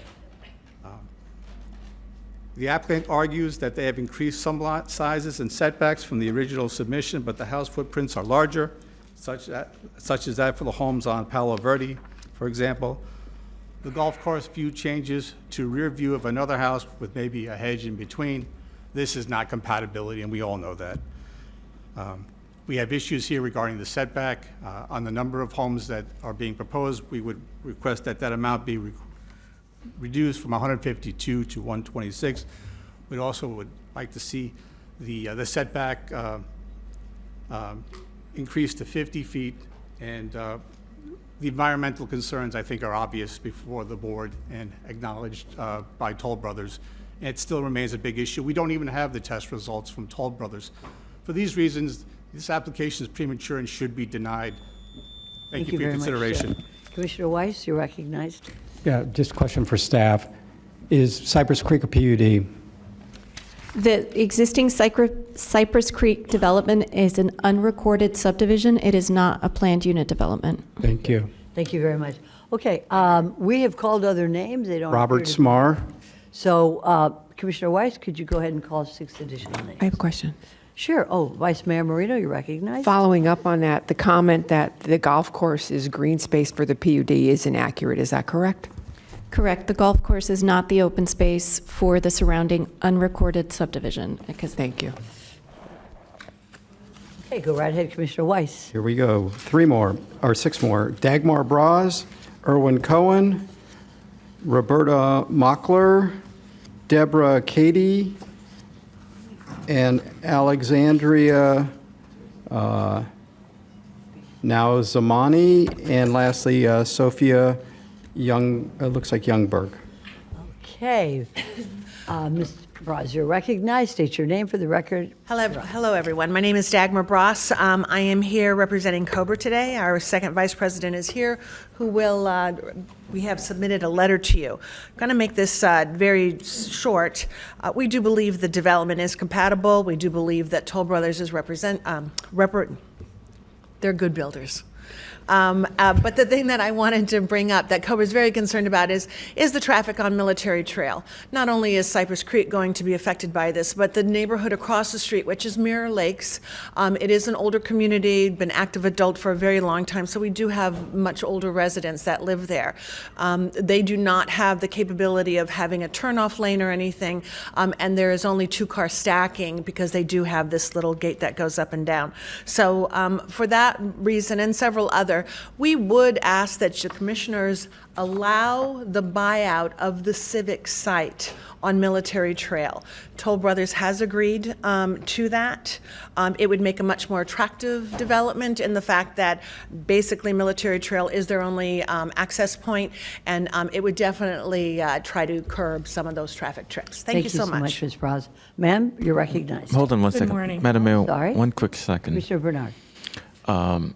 Just wanted to, since the buyout has come up over and over again, I guess with Scott and Jeff, if you can come up and kind of like,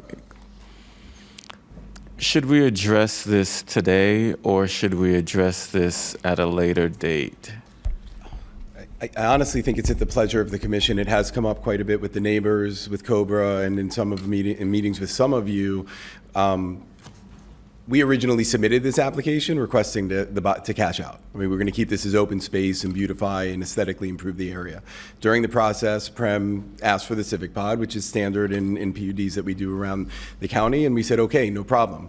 It then became an issue through conversations with both the community as well as COBRA. I think what I'm sitting here saying is whether it happens today, because I do think it requires certain board action, or it happens at some point in the future, Toll Brothers is okay with whatever approach it ultimately is decided upon by this commission. But we are certainly willing to cash out if that is the board's decision. I hope that answered the question. Yeah, and so for me, it's just, I look to the district commissioner if we would like to address this today or maybe at a later time period. Hold on just 1 second. The attorney has to say something. Yeah, I kind of want to just get staff to clarify procedurally. Isn't that a separate issue that goes through Prem, or how does that work? How Prem presents to the Board of County Commissioners a cash out is they do it by memo. They do an analysis of the needs. They talk to the county agencies, and they make a recommendation, and they present that to the board. But it's just a memo. It's not something that requires a public hearing, but there is backup that goes with that, of course, that explains the analysis of why they're making the recommendation. And unless they're here, I don't know the standing of their review. Mr. Rutter? Just want to add to that point. So yes, Prem will conduct the analysis. I think you've seen in the application that they've identified a use for it. Certainly the board could give direction to cash out as well. I would advise you that properties of this size, it's very difficult for us to get our hands on properties. If Prem has made an identification that it's something that could be used, these size properties don't appear all that often. Further, I'd point out we'll be coming back to you in August based on previous direction regarding civic sites that may not be used for other governmental purposes, possibly having them for housing utilization as well. And that's based on previous direction. We'll be talking about that with you in August. So there are a number of moving parts. But again, if the board wanted to give direction, Prem would follow through and process a buyout if that was the direction. Commissioner Bernard? Yeah, I know for me, since, hearing some of the concerns in regards to traffic, I'd like for us to kind of like decide, at least give directions, even if we don't decide today. But, I'd like to at least weigh in, so in that way, the residents can know exactly what we're going to do that could potentially impact the traffic. Mr. Attorney. Sure. I think in this case, perhaps direction for staff to come back with an analysis so that you have some kind of certainty that it will be brought back to you. Would that be okay with you, Commissioner Bernard? Okay. So I think with regard to, and the applicant and to Commissioner Bernard, what we're going to do is, as advised by council, we're going to wait until the analysis comes back. We haven't even approved the application yet. So it may be moot in that regard, but we'll wait till the application comes back. There's been an analysis. And then at that time, we will make a determination. So, Commissioner Woodward. Thank you, Mayor. Just to add to this, because it was a surprise to me to hear that we were going to build a 4-story office building here. And when I dug into that, was this done because of the traffic study? They needed to go to the highest use when they did their traffic study for a civic pod. If there is no proposal for a 4-story structure on the civic pod, but what happens when these reviews occur, we calculate the highest development potential for the civic pod in order to secure that concurrency. So if someone guesstimated or calculated out that that could be there, that would only be for traffic for concurrency purposes, but the odds of that are, I think, would be unlikely. I can't even think of a county office that we would need at this location for 4 stories. And from what I understand, in a lot of the pods that we have like this have become fire stations or sheriff deputy outposts, that type of, it's not, the 4-story office building was strictly for a traffic study. If there is an analysis like that, it would be just for a traffic study.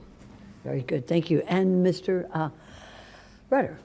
I was just going to point out to follow up on Lisa's point. This board would approve what might go on this civic site, much less any civic site. So I don't know where the 4-story came from. I know they assigned, I think it was 20-some-odd thousand square feet of governmental use, and that was as much for concurrency, and that's just a general assignment to have an idea of impact. But the board would make the decision, be it fire station, be it sheriff's substation, library, many other uses way down the road in the future. But that decision has not been made. It would be made by the board. Very good, thank you. All right, let's go ahead and proceed. And you ladies have to help me out. I think, who is speaking? I am Roberta right Mokler. ahead. So good afternoon. My name is Roberta Mokler. I have resided at 4788 Pepperbush Lane with my family in Cypress Creek for 28 years.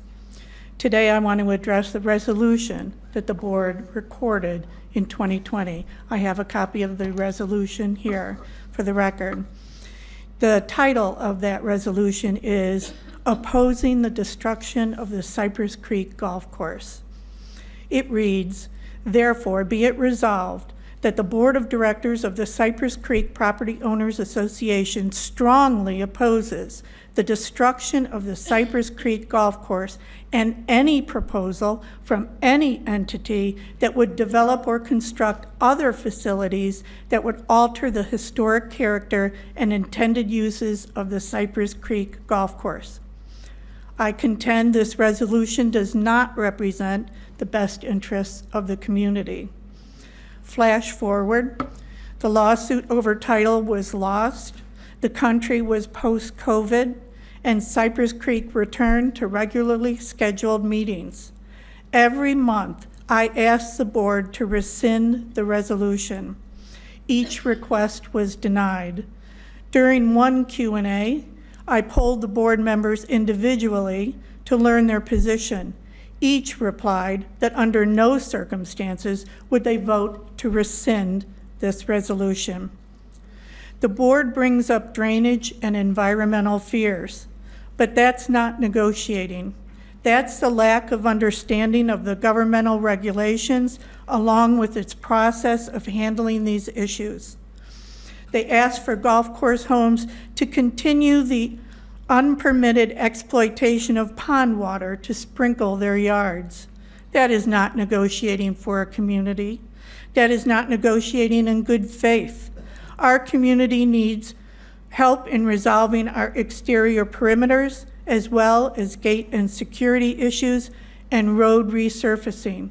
We have no sidewalks in Cypress Creek.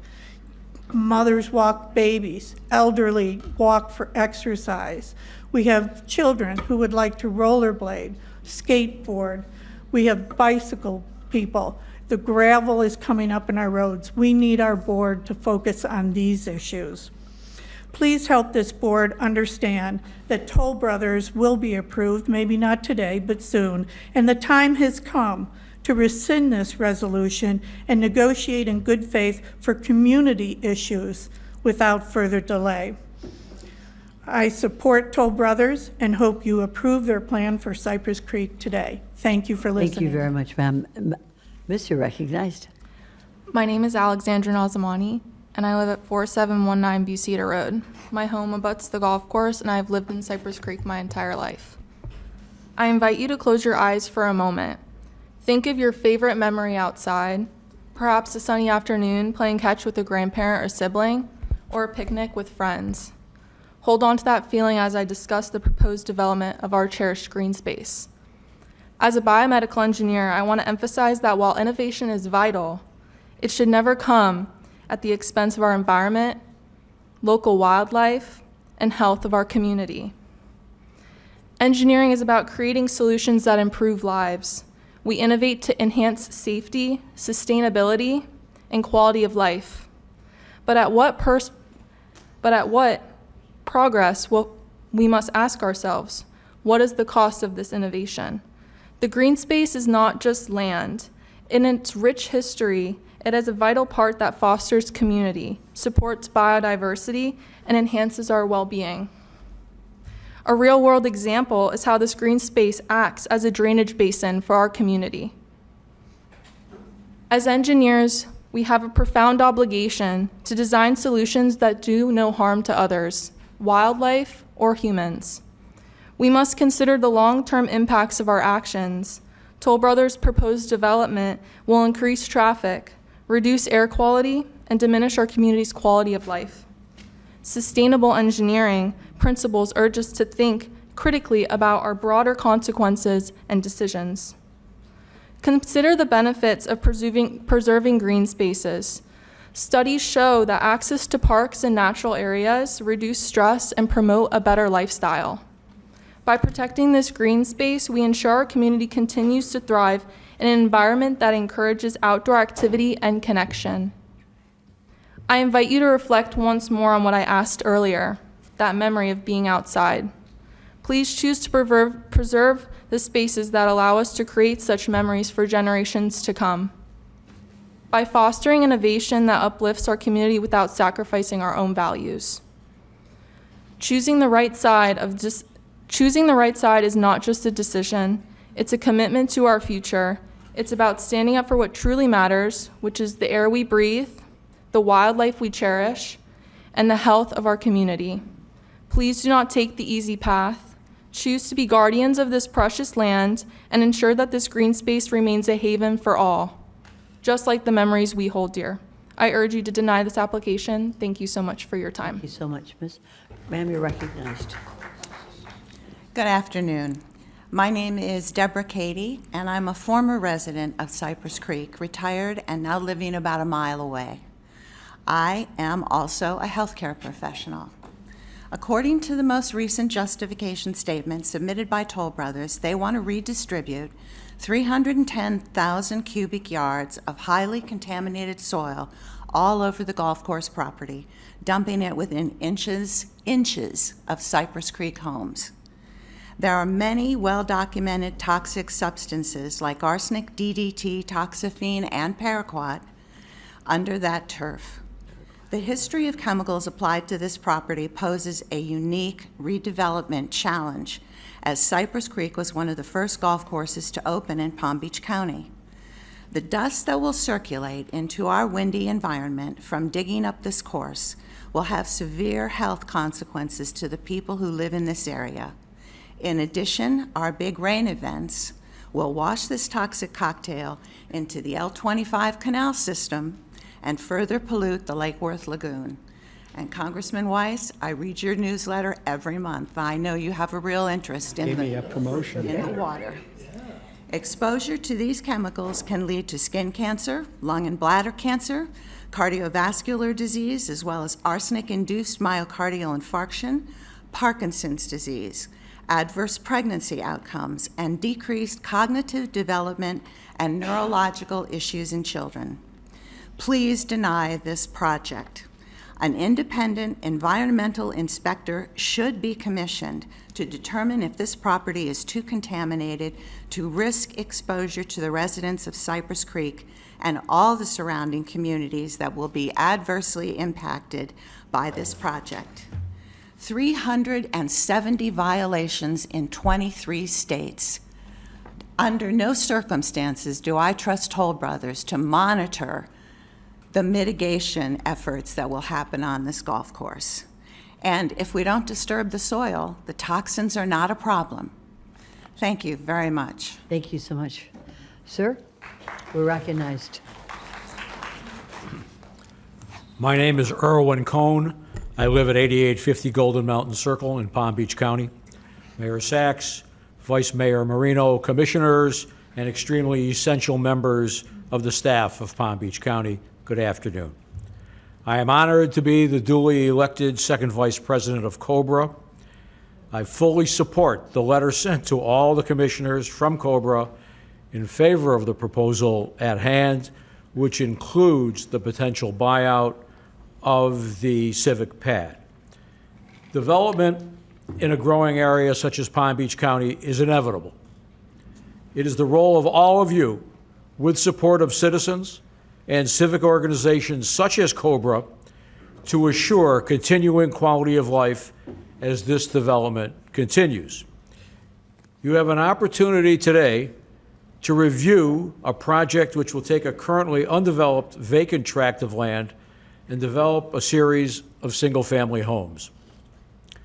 As has been presented to you, the proposed project would be developed by a well-respected national entity, Toll Brothers, who has presented their plans to surrounding homeowners, various county agencies, and COBRA. Voices have been heard, and there has been a great deal of give and take on all sides. I am confident that various county and state agencies will be overseeing and regularly reviewing reports that this development to assure the safety and well-being of all surrounding neighborhoods and the county at large. I am confident in our county, state, and potentially federal agencies to do that. I am personally impressed by the use of a plan with a relatively low housing density and significant thought toward common recreational areas.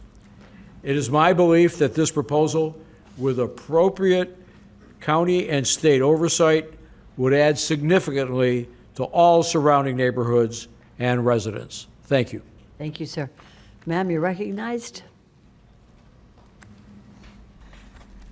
Well, my speech says good morning, but I'm going to say good afternoon, Mayor Sachs, Vice Mayor Marino, our commissioner, Commissioner Weiss, and all other members of the Palm Beach County Commission. My name is Sophia Youngberg. I live at 4214 Pinecone Lane, and I've lived there for 41 years. For those of you that are not as good at math as I am, that's since 1983. I do not live on the golf course, but I am not so naive as to think that I will not breathe or feel the effects of the poisonous dirt that will be delivered to my doorstep via contaminated blowing dirt and flooding on our streets. I have been to the golf course area that you were talking about in Lake Worth. Those people's houses are contaminated. They cannot even enjoy their properties. They cannot get in their pools. The dirt is coming into their homes. I have spoken to several of them. I am the caretaker for my 5-year-old grandson, who spends many days a week with me, and as I watched him in the swimming pool yesterday with his grandfather, I thought about this speech today. I will also be the caretaker for another baby that is on its way at the end of October. My husband suffers from chronic asthma. The major source of exposure for my neighbors and my family is ingestion of these compounds by breathing them in. But toxafen, for instance, does not dissolve well in water, so swimming in our pools and swallowing that water will be a very toxic cocktail. In fact, there will be no swimming in our pools for the years during construction. Dose, duration, age, and state of health all contribute to whether we are harmed by these chemicals. Exposing the children who live in and around Cypress Creek to these poisonous chemicals is irresponsible. Children cannot clear toxins well. They are overexposed easily due to their small body mass, and they explore their world by putting everything into their mouths. They're developing vulnerable brains, and I, as a teacher of almost 40 years, can assert this, should not be exposed to chemicals that threaten the brain's very structure. The negative impact of early chemical exposure is long-lasting and well-documented. We know that Palm Beach County is allowing golf course conversions, but the Cypress Creek community is unique due to its age and its history, and the fact that the golf course is intertwined with our homes. It's not like the golf courses that are on a square piece of property at the corner of the homes. Our golf course intertwines our homes. How can we sacrifice our children to these chemicals that we know that will be unearthed for many, many years? Toll Brothers has told us as many as 8 years. Thank you so much, For the ma'am. I sake of our appreciate children, your please service deny and your this opinion. project. At this time, we are going to break until 1:30. I'll see you all back here. Thank you very much. Greg, you got an interesting district, nice people. Though. Very nice people. Nice people. Thank you.